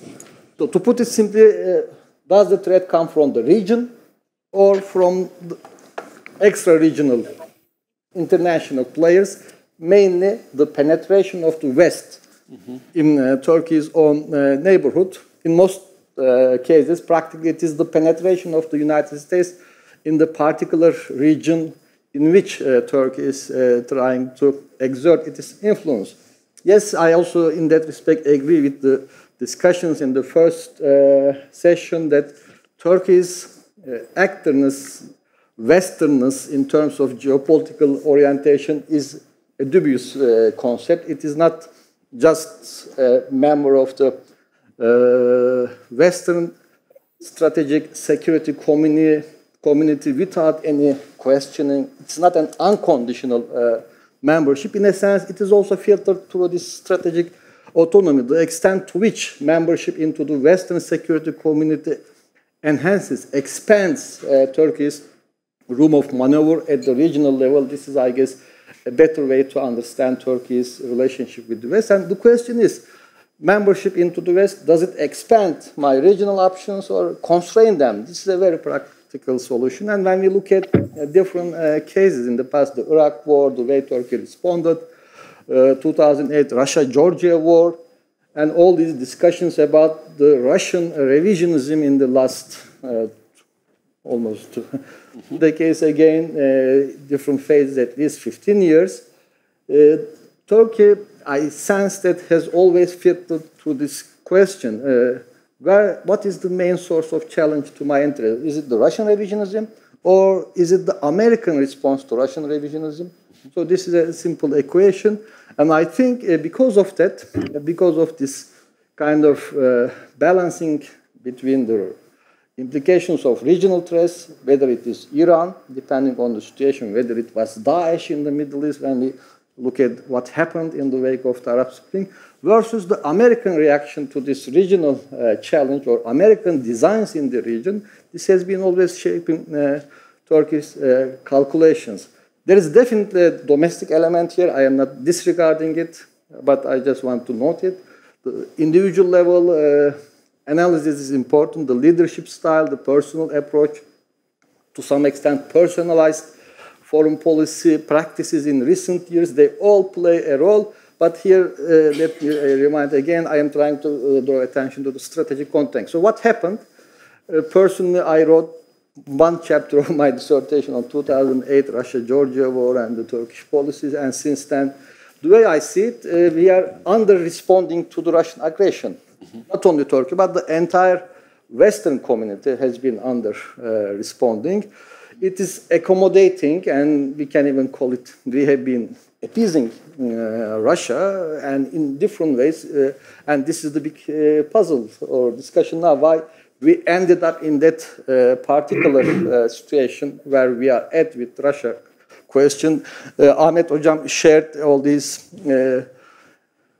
projections. I remember at ISA when you were a fellow at GMF in Washington, and at ISA more than 10 years ago, we were discussing the same questions, and the reliance on the Russian gas, how to cut down on it, inability to cut down. More than 10 years down the way, we are still sharing the same projections. There is no hope in the short term, maybe in the midterm, and then we will see what happens 2 years down the way. So this is the big challenge, and in that I think Turkey also went along with the wave to some extent, but there were unique factors that also played a role in Turkey's own accommodation with Russia. This is where I think we need to put emphasis on a couple of factors where I will briefly try to conclude my part. First, this special relationship with Russia which has been building up. There are individual interests, economic interests, strategic interests to some extent. And it was because of the own course of Turkish-Russian relationship in which, from the perspective of both parties, developing a kind of compartmentalized relationship to manage their living together in their own neighborhood, played a role in the eventual Turkish accommodation of Russia. The second dimension, which is also important, is related to kind of a strategic ambiguity. This concept is also important, I guess, in the sense that what was the eventual Russian objective in this neo-revisionism? What did Russia really want? There was a question mark around that question, and this is actually the ambivalent responses when you look at the Turkish or Greek public opinions, but it is the same for international relations scholars. Maybe you have noticed John Mearsheimer, his presentations, Russian foreign minister sharing John Mearsheimer's lectures, because there was ambiguity, and Turkey interpreted that ambiguity in a way that Russia, at the end of the day, was not a kind of aggressive expansionist power, that it threatens Turkey's vital interests, but you can sort of develop your own accommodated relationship with Russia. And Turkey, instead of taking the pessimistic view, prefer to take the optimistic view about this ambivalent Russian intentions. But there were also, I would say, of course, domestic factors which led to a certain co-optation, maybe Russian influence, economic interest to some extent also on the media. Turkish, you referred to how Russia has been influential in shaping the public opinion here. In Turkey, maybe it is not as big, but still, at least to some extent, you may see the impact to some extent on the part of media as well. But there is a new reality now, and this is the new reality, strategic challenge, not only for Turkey, but for the entire European or Western security community.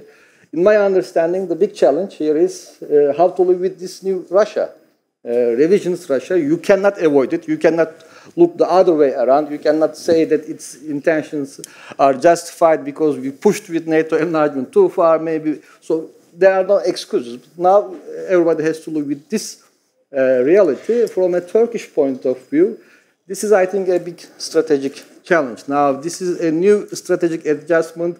There is an unfolding debate, but that debate is not really happening that openly. We will see implications perhaps later.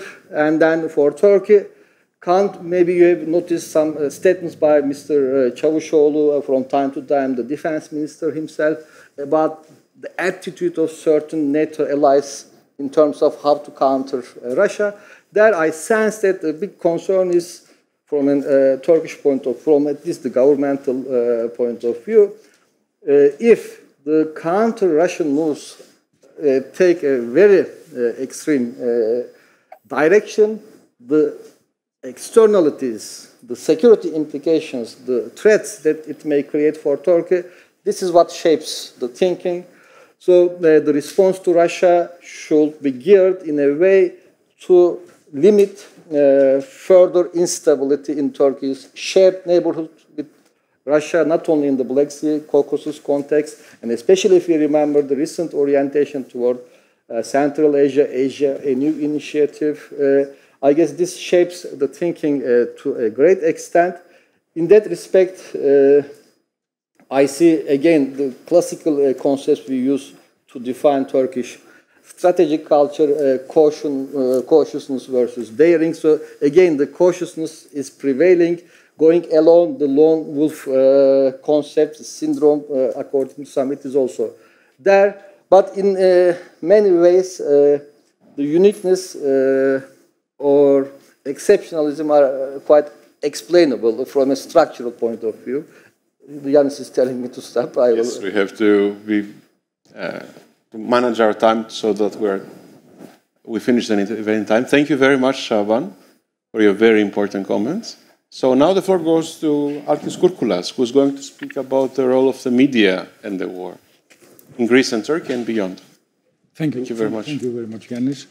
I'm confident to state that nothing has changed very much in this environment. So I'm, despite my, the absence from the field, I mean, in a couple of years now, I can see that the structures are the same, and the behavior is the same, and I presume that the media are influencing in the same way the decision-making process, and especially in the Greek-Turkish environment. I'm basing this assumption on the fact that despite the radical changes in the ownership and in the media market, both in Greece and in Turkey, the basic structures are remaining the same. In the Turkish market, there is a system of centralized ownership that was always there. The nature of this censorship, I mean, the owners have changed, but the structure is still there. And again, there is the authority of the official message that it's very easy to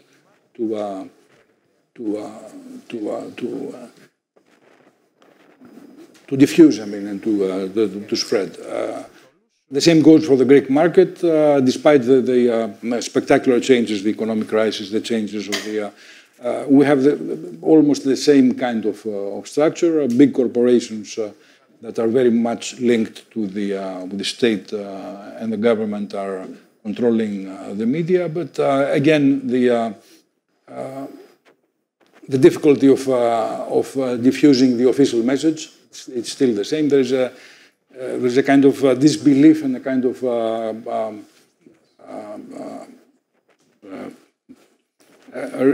rejection of the or whatever it comes from the above. The only thing that has changed, I think, is the Russian angle. But again, I mean, with the crisis, with the Ukrainian crisis. But again, this is it's only a very superficial change, because the Russian angle has been always there, despite the discretion with which we were dealing with it. I mean, all along the very complex Greek-Turkish conflict, and especially when it comes to the Cyprus, it was always there. I mean, Cyprus was always a very easy way to interfere in the in a NATO environment. I mean, and it was always exploited by the Russians in a very discreet way. I have to refer to a new research that was recently published that puts that in perspective in a very, very spectacular way. I'm speaking about a book that was published by the Makarios Drusiotis in Nicosia by the end of last year, and it's still very difficult to find it in the Greek market.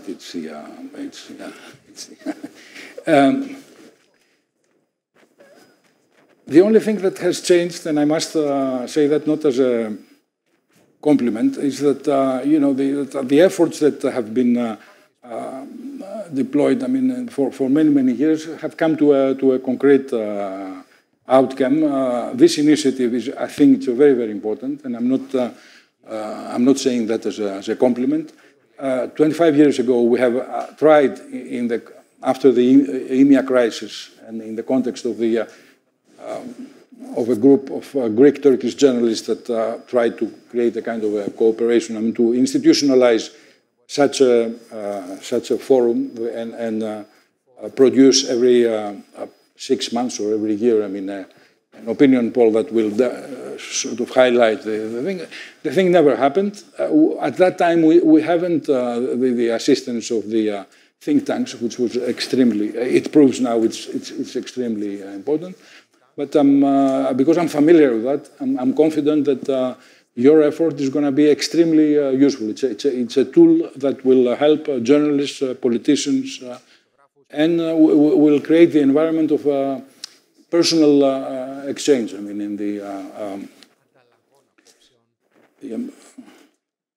So in that respect, another change that I have to underline, I try to sort of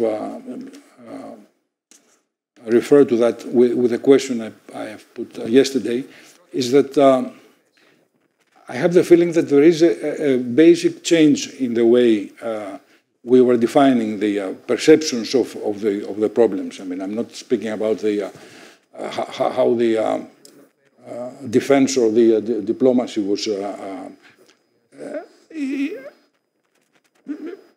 the traditional Greek-Turkish problems were seated in the Aegean, and they had a very complex legal and other argumentation that was leading to one argument to the other. But since a decade now, or less than a decade, we have added to that the Eastern Mediterranean problem, which is not just the East Med. It's the economic zones and the claim that one of the small Dodecanese islands can control the whole area there, which, in my view, it's automatically perceived in Turkey as an aberration, as a claim that cannot stand. And so puts out all the rest of and makes it difficult to make a rational discussion or a rational, and somehow affects the ability of the communities, to perceive and understand what's going on.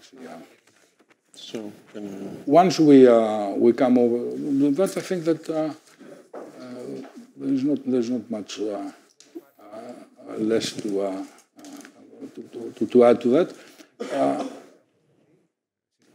Okay, thank you very much. Thank you for your contribution.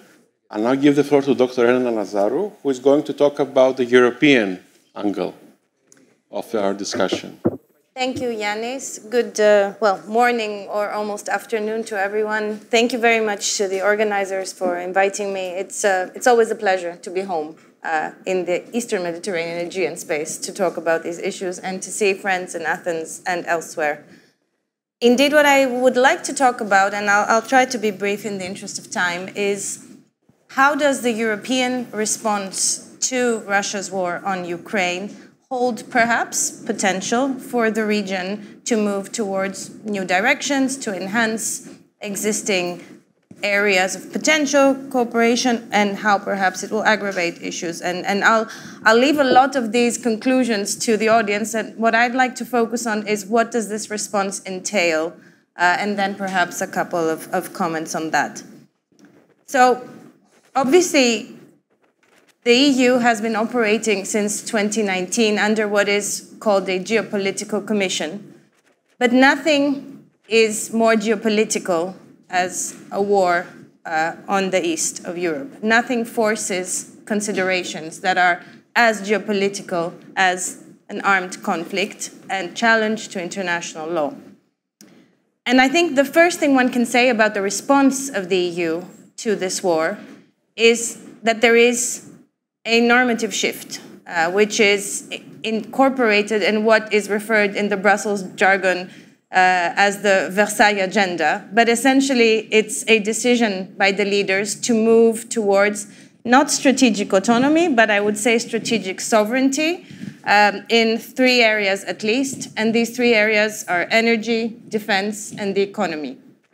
Now, this translates into, as we have heard, a strong reflection and a plan, the Repower EU plan and others, on how to make the EU more energy sufficient, self-sufficient, in the long, but also in the short term, given the urgency of this crisis. As you know, a plan has been presented, but the plan, apart from many other things, which includes boosting the EU's own energy production, I think more interestingly for this conversation, is proposing potential common purchases, a platform for liaising with partners in that area. We've seen some activism on behalf of the Commission President von der Leyen in visiting countries with that potential, including most recently Egypt. So I think that is a first dimension on which we can discuss about this energy angle, which definitely is something that the region definitely comes into the conversation. And Israel's been mentioned, Egypt's been mentioned, obviously the Turkmen republics have been mentioned, and of course when one looks at the map that goes through Turkey too. Secondly, economic. And of course, the economic angle of sort of sovereignty, of strategic sovereignty or resilience even, is something that's not new. Last year, everyone who's following EU politics was focused on the Recovery and Resilience Facility, the response to the coronavirus pandemic. But with this crisis adding itself on that, the emphasis on implementing that in the correct way, in the way that will be effective, efficient, create resilience, resilience which, by the way, also goes to areas such as supply chains and the industry, that has become even more urgent. And again, when we talk about industry and supply chains, obviously geography matters, the region matters. Where can the supply chain disruption that has been caused by the war be made up for, looking at other potential infrastructure, existing or potential infrastructure for transport? That's an angle that comes into that conversation, again, something with the regional dimension.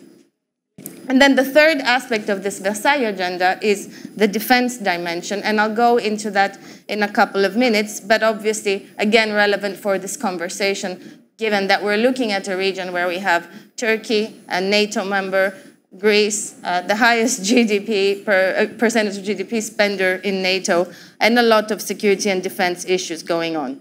Beyond the Versailles agenda, just to put the other issues just on the table, because we're going to have a conversation after this, a couple of other points of the EU's response where I think partnership more broadly and more specifically with those neighboring countries like this region are important. Coordination on sanctions across what was called by Ahmed, I think, the Western security community. In many ways, sanctions have been the #1 response to this war. But of course, sanctions are as effective as your partnerships. And to have those partners on board, that also includes partners in the neighborhood of this region. Secondly, on these extra issues beyond Versailles, the future of the EU's enlargement and neighborhood policy. And again, here, the war has precipitated a reaction, which on the one hand has been to consider as candidates countries that are perhaps were not previously going to be considered as candidates that soon. But secondly, a discussion on the European political community, Macron's proposal, the European geopolitical community, Charles Michel's proposal. That's a new engagement with those members of this perhaps Western security community. I like that Ahmed said that, with NATO allies that are non-EU. And that, of course, again, is Turkey. So why including others, of course. So that's also something I think we should think about when we think of in the region. I want to hone in a bit on the defense dimension because Ioannis asked me to, but also because I think it's quite relevant and quite unprecedented what we've seen in response to the war in Ukraine. Just briefly to go over what we've seen the activation of a mechanism, the European Peace Facility, which supports the provision of lethal equipment to Ukraine through financing member states for that provision. We've seen enhanced EU-NATO cooperation. I think more than ever before, we're looking at a NATO summit and a potential third EU-NATO declaration where that is very pronounced. We've seen a reconsideration of the EU CSDP missions to include very diverse angles, but really to bring in partners which can help with the implementation of international law, for example, when it comes to war crimes. We've seen discussions about solidarity in defense, both within the EU, Article 42.7 of the EU, but also I would call it an enhanced solidarity, or rather a double solidarity with EU members that are not NATO members now applying to become part of NATO, Finland and Sweden more notably. And that whole idea of solidarity that through both the EU and NATO begs a very big solution in this part of the world. Because really, if you are in Brussels right now discussing this, and even in Washington, this issue of Turkey being in NATO, Cyprus being in the EU, and NATO, this triangle here is a big issue that comes up in that discussion. So really, we're seeing a reaction to the war on Ukraine, which is EU-NATO closer cooperation, and this is the focal region that many see as the place to solve this. So I think this is a big issue. At the same time, still on defense, I think it's important to note that not just the NATO-EU relation has been strengthened through this crisis, but we're seeing a move to towards more transatlantic coordination on security and defense on the EU-US level, through the security and defense dialogue, through what I think will be a process that will lead to defense industrial standards between the EU and the US, through the Trade and Technology Council, but other discussions that are also taking place. And there again, it's important to think about this region, because this region and its defense procurement, including the well-known issues that all of you, I'm sure, know of Turkey's defense procurement arrangements, that also comes into play. That is also, I think, something that if we're looking forward to the potential that the EU's reaction to this war offers for this region is something that should be thought about and moved forward. So I've finished my time, so I think I should stop here. But perhaps to say, just to end, I started with geopolitics, and the geopolitics are shifting, and they're shifting. Even though François Bourg said a few days ago, and I thought that was a great thing to say, we think that the geopolitics are shifting to the northeast of Europe, but the geopolitics are also shifting to the southeast of Europe. We have the Black Sea in focus. We have the OSCE, when you look at it, it's not that north, it's more extended east. We have a potential for triggers of conflict that will surround the EU's neighborhood in the Mediterranean. So I think it's very important to have this conversation today. I think it's very important that in this southeastern region of the EU, what is holding back greater potential for partnership and cooperation is addressed in ways that go beyond weaponizations of discourse and narratives that sometimes appear in various types of media, as has been said, because this crisis and this geopolitical shift is very real in this region, but also the potential to face it is also. Thank you. Thank you very much, Elena, for your contribution. I'll now give the floor to Ian, who's connecting from Brussels, and he's going to talk about the American dimension and the American views of all these developments in our region. Okay. Ioannis, thank you very, very much. And my apologies for not being there in person. I would have liked that very much, but it wasn't possible this week. And thank you very much for allowing me to participate this way. A lot has been said already, and I'll be quite brief. Let me maybe just make 3 points to you about how the United States is seeing, in particular, not so much the war in Ukraine as a whole, because that's heavily discussed, but how we're seeing the role of Turkey in this and also Greece. And the developments in the region. The first point I'd make is that, and this has already come out from some of the discussion, what Shaban has said and others, Turkey is a full stakeholder in this conflict. in many, many respects, economically, in security terms, in terms of alliance relations, in terms of the equation in the Black Sea per se, and also potentially part of a number of solutions to some of the problems that we're seeing at the moment, very grave challenges around food security and other things. And we've heard a little bit already about the sort of delicate balance that Turkey has been trying to play between Russia, where it has a lot of established relations and very broad-based ones, and also a relationship with Ukraine and also with its Western partners. And that's not an easy line to tread, it seems to me. I would say that when it comes to the relationship with the United States, there's no question that the war in Ukraine, and this is true for Europe as well, has underscored kind of the geopolitical importance of Turkey as a partner, given where it is in relation to the conflict. But it's really done nothing to solve any of the very troubled issues that are plaguing the relationship with Washington and also, of course, with Brussels. Let me talk about Washington for a moment. I think, we know there's a long list of bilateral problems between Turkey and the United States. Ukraine conflict has frankly done nothing to solve any of them. And in fact, it's even added a couple. There is a view, of course, that Turkey would like to see, and you hear this in Ankara, that Turkey would like to see its sort of visible importance in relation to the geopolitics of the conflict to help sort of break the logjam on a number of other things.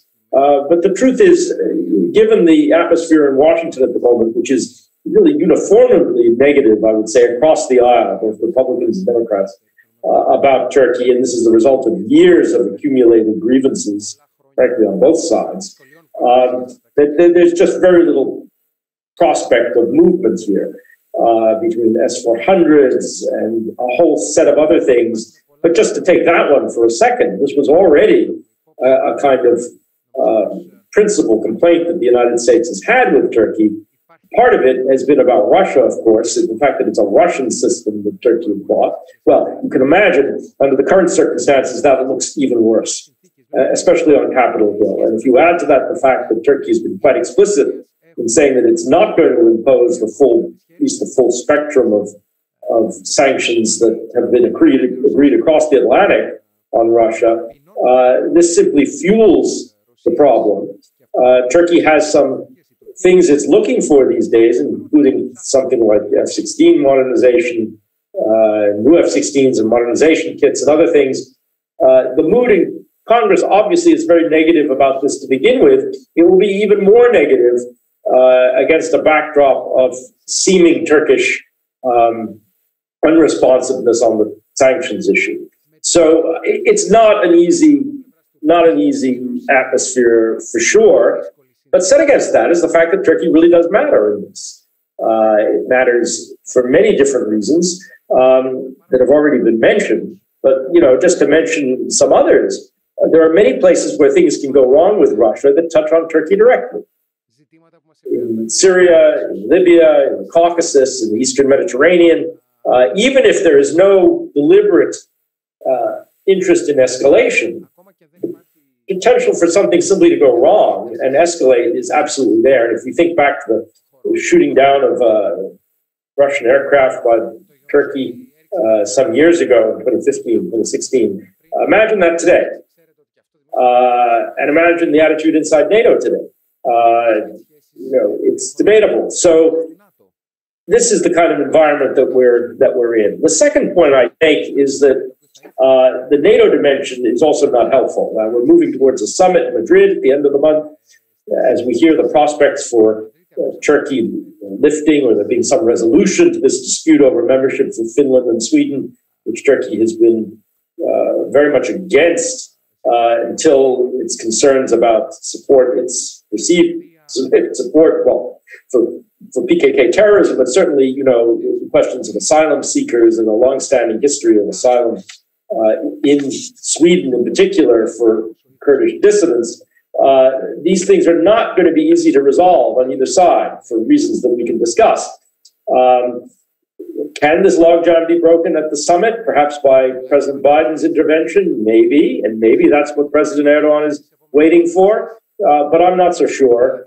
And the mood at the moment is a bit pessimistic about this. In any case, the net result of this is to further fuel a very negative attitude towards Turkey at the moment in Washington, but not, of course, just in Washington. A final point, because you asked me to say something about the US and Greece. I mean, you'll all be aware that the relationship between Athens and Washington over the last years has improved immeasurably across multiple administrations on both sides, actually, for many different reasons, which we could discuss. But I frankly don't see this stopping. And in many ways, I could imagine the war in Ukraine and a deteriorating security environment in the Eastern Mediterranean only reinforcing the logic of this close relationship. And here I would, come back to something that Elena mentioned, that there is a tendency to see now the challenges in the East as the center of gravity, and that's true in many respects. But, there really, frankly, is more of a nexus between East and South than there is simply a kind of sharp firewall between these concerns. They do relate to one another. And as the security environment has become more challenging, it seems to me that, again, the logic for this Greek-Turkish relationship, Greek-US relationship becomes even stronger. So let me maybe just end with that, but look forward to our discussion.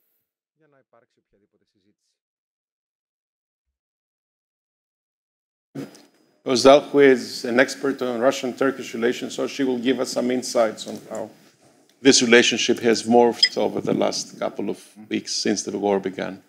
Thank you so much, Ioannis, for the invitation and actually for organizing this very interesting panel. I'll be very brief due to this time restrictions. So if I go very brief on some specific issues, please raise your questions later on so we can go in detail. I will argue two things. The one is that Turkey-Russia relations, the character of Turkey-Russia relations are changing because we're talking about more than 20 years, like almost 20 years long period. So there are specific changing characteristics by the time, and therefore I'm going to mention several turning points.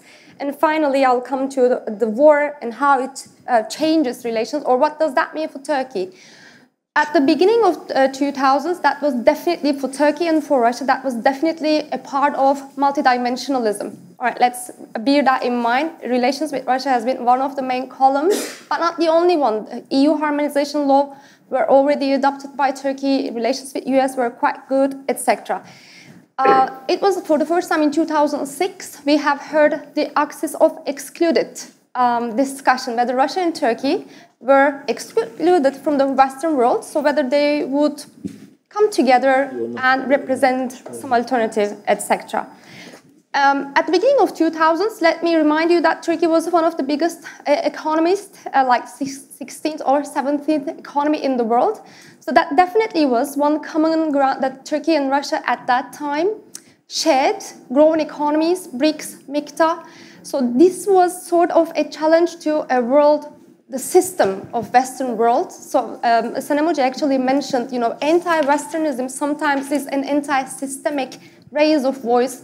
The world is bigger than five, definitely was President Erdogan's, a criticism to this very strict Western world order, and Turkey, according to President Erdogan, had to say more in line with its economic power, etc. But as I have mentioned, that was when Turkish economy was really booming at that time. So multipolar world order, BRICS, MICTA, this anti-Westernism was so much in line with anti-systemic stance. 2011 definitely is one of the turning points regarding to changing characteristics. Justice and Development Party started to gain much more self-confidence at domestic level. Liberals were much more left out of the system in terms of domestic politics. And the shift has started to be a bit more clear. The Arab Spring exactly started in the same period. Since then, we will see deteriorating relations with West. And the more relations deteriorated, the more Turkey became closer to Russia, even though, and this is still the case, we don't talk about common vision, common perception, common regional perspectives, etc. 2015, the coup attempt, on the one hand, this is the warplane incident, which is the end of compartmentalization in terms of Turkey-Russia relations. But also later, the coup attempt in Turkey definitely has changed the characteristics. Since then, we do see much more domestic elements shaping Turkish foreign policy making. The alliance with the US has changed. A partnership with Russia do continue. This is very important. The wording I'm choosing specifically because the PYD support of the United States is not acceptable as an ally, but PYD support of Russia is okay because it's a partner. So the partnership is a huge flexibility. So therefore, the main criticism in terms of public opinion, etc., there is a huge Russian impact in Turkey which shapes the perspective of Turks towards Russia. There has been a huge optimism through the first decade of 2000s. Turkey called Russia, the mainstream media, let me say, strategic partner, even though Russia never called Turkey as a strategic partner. So this is why I call it optimism. The limits were much more clear looking from the Russian perspective. In 2015, after the warplane incident with the normalization, I don't call it normalization, and I'm not going to call it normalization until I go to Russia without a visa. I do need a visa. Prior to the warplane incident, we had a visa-free regime started by 2011. So normalization, but not that much normalization. Since then, a relationship is being called as rivalry and cooperation. Some say marriage of convenience. This is to say that not shared threat perception, not shared global vision, but a need to work together. So this is the main dynamic of Turkey-Russia relations. We have to understand that Eurasianism is a stream that sometimes has a huge impact in Turkish foreign policy making, not always, but sometimes. This Eurasianist ideology underestimates the differences, but differences do exist. So there are certain limits. We have seen those limits throughout 2000s. They do still exist. So the war in Ukraine has started when Turkey was in this new dynamics in terms of managing relations with Russia. The main policy was balancing approach. That was a necessity. Turkey had no other option than balanced approach. Right after 2014, Turkey-Ukraine relations started to grow. The annexation of Crimea is a turning point here. Ukraine started to invest more on its military capacity, and Turkey started to provide Bayraktars. Turkey and Ukraine finally had the Black Sea region, or let me say, started to see Russia dominating the Black Sea, so the other coastal states also needed to cooperate in order to balance a bit more Russian existence there. But relations with Russia also continued to develop more. So the balanced approach was a need. Here, Turkey also wanted to use its mediating role because it had such a good relation with both parties, and person-to-person relations between President Erdogan and President Putin allowed Turkey to host 2 meetings, one in Ankara, one in Istanbul. None of them, as we know, unfortunately, played a great role so that, to solve the issue. However, even though when it's been discussed, Turkish foreign policy in terms of Ukraine more, many do elaborate economy, saying that Turkish economy is in a huge crisis, so therefore economically Turkey was very fragile and wanted to play a role. Yes, indeed, but please also bear in mind the geopolitics. Turkey-Russia relations are so much the product of Putin-Erdogan investments. None of them would like to lose it. And it's supported, looking from Russian perspective, Turkey, a NATO member but a free rider, that's a great opportunity for President Putin to have in his hands. Looking from Turkey, Russia is an important regional power. No matter who is in charge in Turkey, Russia is an important regional power. So this is why, while thinking about Turkish foreign policy towards the region in terms of Ukraine war, economy, geopolitics, and advantages that Turkey have in terms of this mediating role, that was quite a successful policy at that time, to be honest. But the consequences, let me just mention several areas so that I can finish there. This is going to have not only regional and global consequences as well. In terms of regional sphere, the Black Sea, Turkey used to dominate the Black Sea. This has changed totally with the annexation of Crimea and afterwards. Imagine what if Ukraine loses all its Black Sea coastal areas, then Turkey is going to see this revisionist Russia in a much more powerful way. 100% this is not something in line with Turkish national interests. Now, Turkish foreign policy makers or elites do not raise that much this point, but I believe in case of another warplane incident, I hope we do never see this, but in case of these certain areas, we will have to manage it, and it's going to be too late to challenge or to change already existing situation. The second one is also important, the global dimension of the crisis. Turkey is not only a regional player, but also we do live in the world system as well. You know, the post-Western world order, this is sort of an interim regime. In terms of normative power, what sort of regimes are going to be acceptable, authoritarian, or whatsoever? So whether a violation of rule of law, violation of international law is going to be acceptable. So this is a very rigid question that Ukraine war is going to show us. But also bear in mind, Turkey, Germany, some other states also always mention, can we really isolate Russia from Europe, European security, or how long can Russia be isolated? States like Turkey, Russia, China, or those states who do not necessarily are admitted to be loyal to liberal Western order in terms of norms, they need to be included. And how they are going to be included. This is also important looking from Turkish perspective. I don't know whether I made it on time, but let me finish here so that we may continue. Thank you. Yes, thank you very much. So we have 15 minutes left for discussion. I suggest we have a round of questions and then we give the speakers the opportunity to respond so that we conclude the event on time. So, anybody wishes to raise a question?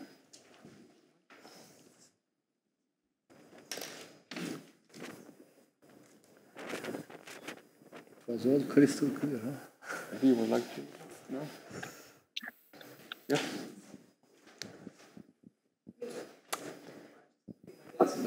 Okay.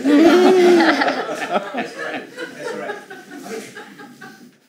Sorry, I mean, because of another meeting, I missed the first two questions, and and my questions is not only about my classes, but I just would like to ask not about the Ukraine and the Russian invasion, but I just would like to ask particularly Shaban from his some of real political experiences as well. Do you think still Turkey has a little bit of capacity to play a kind of a mediator role between these two? Or this was just a play to show Erdogan from himself to the US or to the domestic politics? What do you think about that? Okay. Now I'm taking off my glass and not another question. Yes, one question behind. Thank you. I would like to ask Habibe about the prospects of Turkey-Russia relationship in case of changing of government in Turkey. In case of? Change of government in Turkey. Mm-hmm. Thank you. And two questions here. The front. I'm coming a little back to what we just discussed in the first session and then what Alkis Kukula said regarding the role of the media. I think the media are very important in creating public opinion. They're part of this whole machinery.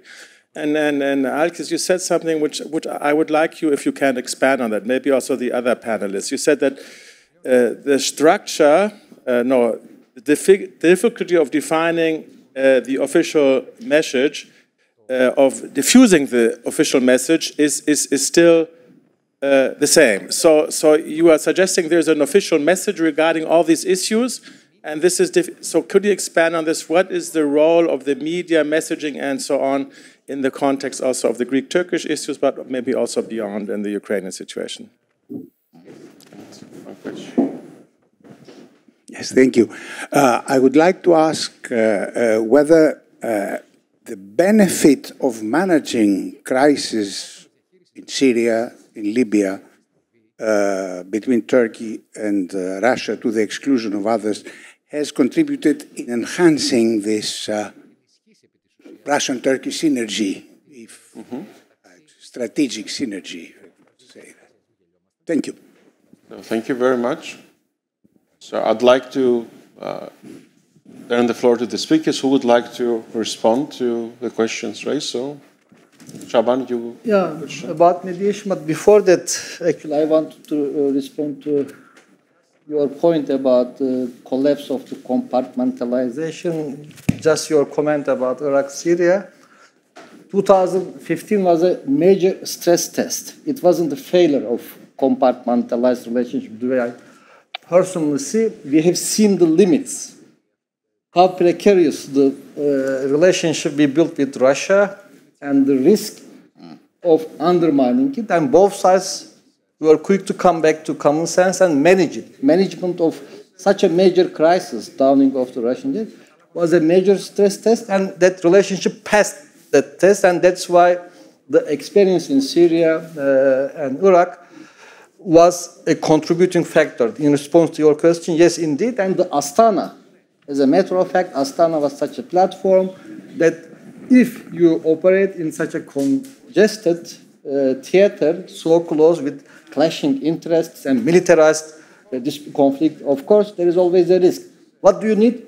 You need to develop a mechanism for de-escalation, managing the tensions. And Astana was, in that respect, an instrument to tone down the tensions. And as a matter of fact, we have another compartmentalized relation, which is with Iran. We were together in Iran, right? And then we see also in the Syrian context, there was a risk that this compartmentalized Turkey-Iranian relationship was put under pressure because of potential conflict. And Astana helped manage it. So in that sense, I think a bit differently. Yes, the partnership there was helping Turkey move forward. And as a matter of fact, I remember when there was in Antalya G20 summit, President Erdogan openly said, when I raised my concerns about Syria, President Obama didn't care, didn't respond, but President Putin was more responsive, at least. So in a sense that management of compartmentalized relationship allowed Turkey to expand some of its options in the Syrian context. This is a good example in that respect. I just wanted to emphasize. Regarding the mediation, to me, the real question is not whether Turkish mediation can work, what do we need in the crisis? Where do we add in the crisis? Leave aside Turkey. So what is the nature of the current crisis? Is it ripe for mediation? This is the kind of question we need to ask. And of course, you need to respond, who drives the crisis? Who has the upper hand? Okay, we all want to have mediation, but is Putin really interested in mediation? Then the rest, to me, is not important.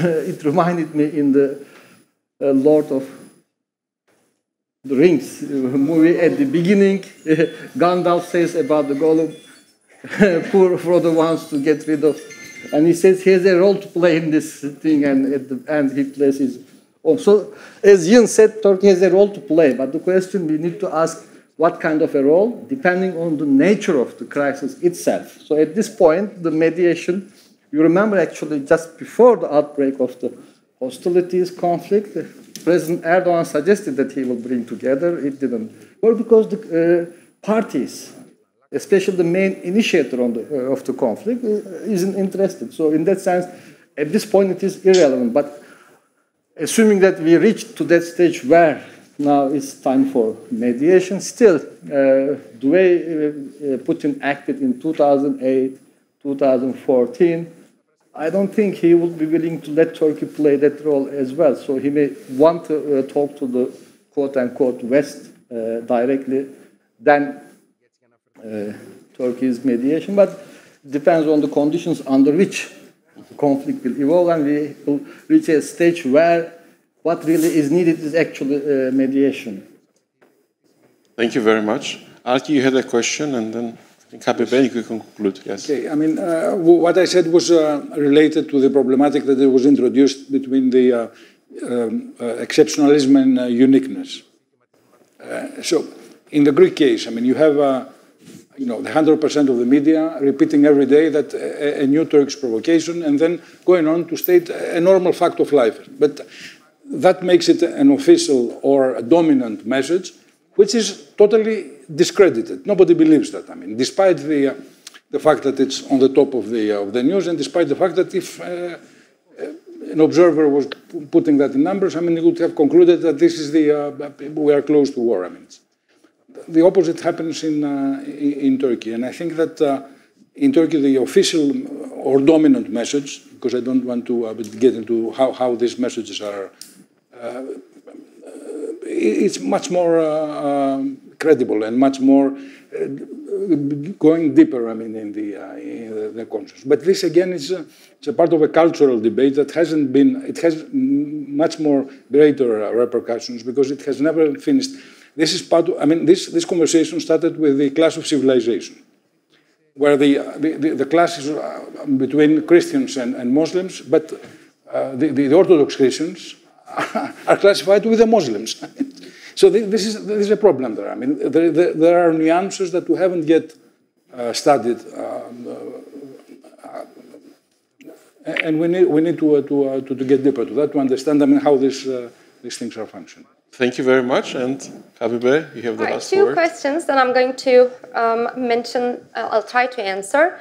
In terms of change of government in Turkey, I would probably say that Russia is an important player in many aspects, from energy to in terms of bilateral relations to economy, tourism, etc. So specific areas cooperation in specific areas will continue 100%. Russia is going to continue to be an important player, but there are some other areas where leader-to-leader relations were very important. This is going to change, and most probably we are going to see much more institutional relations, which we do lack now. The end of compartmentalization mostly is due to the lack of institutions. So therefore, institutions, their place, foreign ministry, for example, is going to play a much more role. Let me give you another example. Mersin Akkuyu nuclear power plant was signed by an agreement between governments. It never came to the parliament in Turkey. So this sort of, bypassing institutions, initiatives are going to be much more and then we may see institutions. Of course, Turkey's relations with the theoretic relations with West may change, but once again, the importance of Russia is there, and it's going to stay there. Some areas will change, but continuity, we also are going to see continuity. In terms of Syria and Libya, I believe, yes, compartmentalization definitely, 2015 is an important area, but let me also remind you that Turkey-Russia relations after 2015, in terms of Syria, it was only possible to cooperate once Turkey's priorities has changed in Syria, from toppling down the regime to preventing PYD-controlled area in Syria. So let's also not forget this part of it. So yes, there are definitely going to be Syria in part of Syria. Since Russia is a player in that region, 1 September 2015 is a turning point. Turkey saw that it is Russia who is on area, so who is Turkey to deal with? Bearing all that in mind, we may definitely expect Turkey-Russia synergy to continue on that specific area. Well, thank you very much. Please join me in thanking our speakers for a very interesting discussion.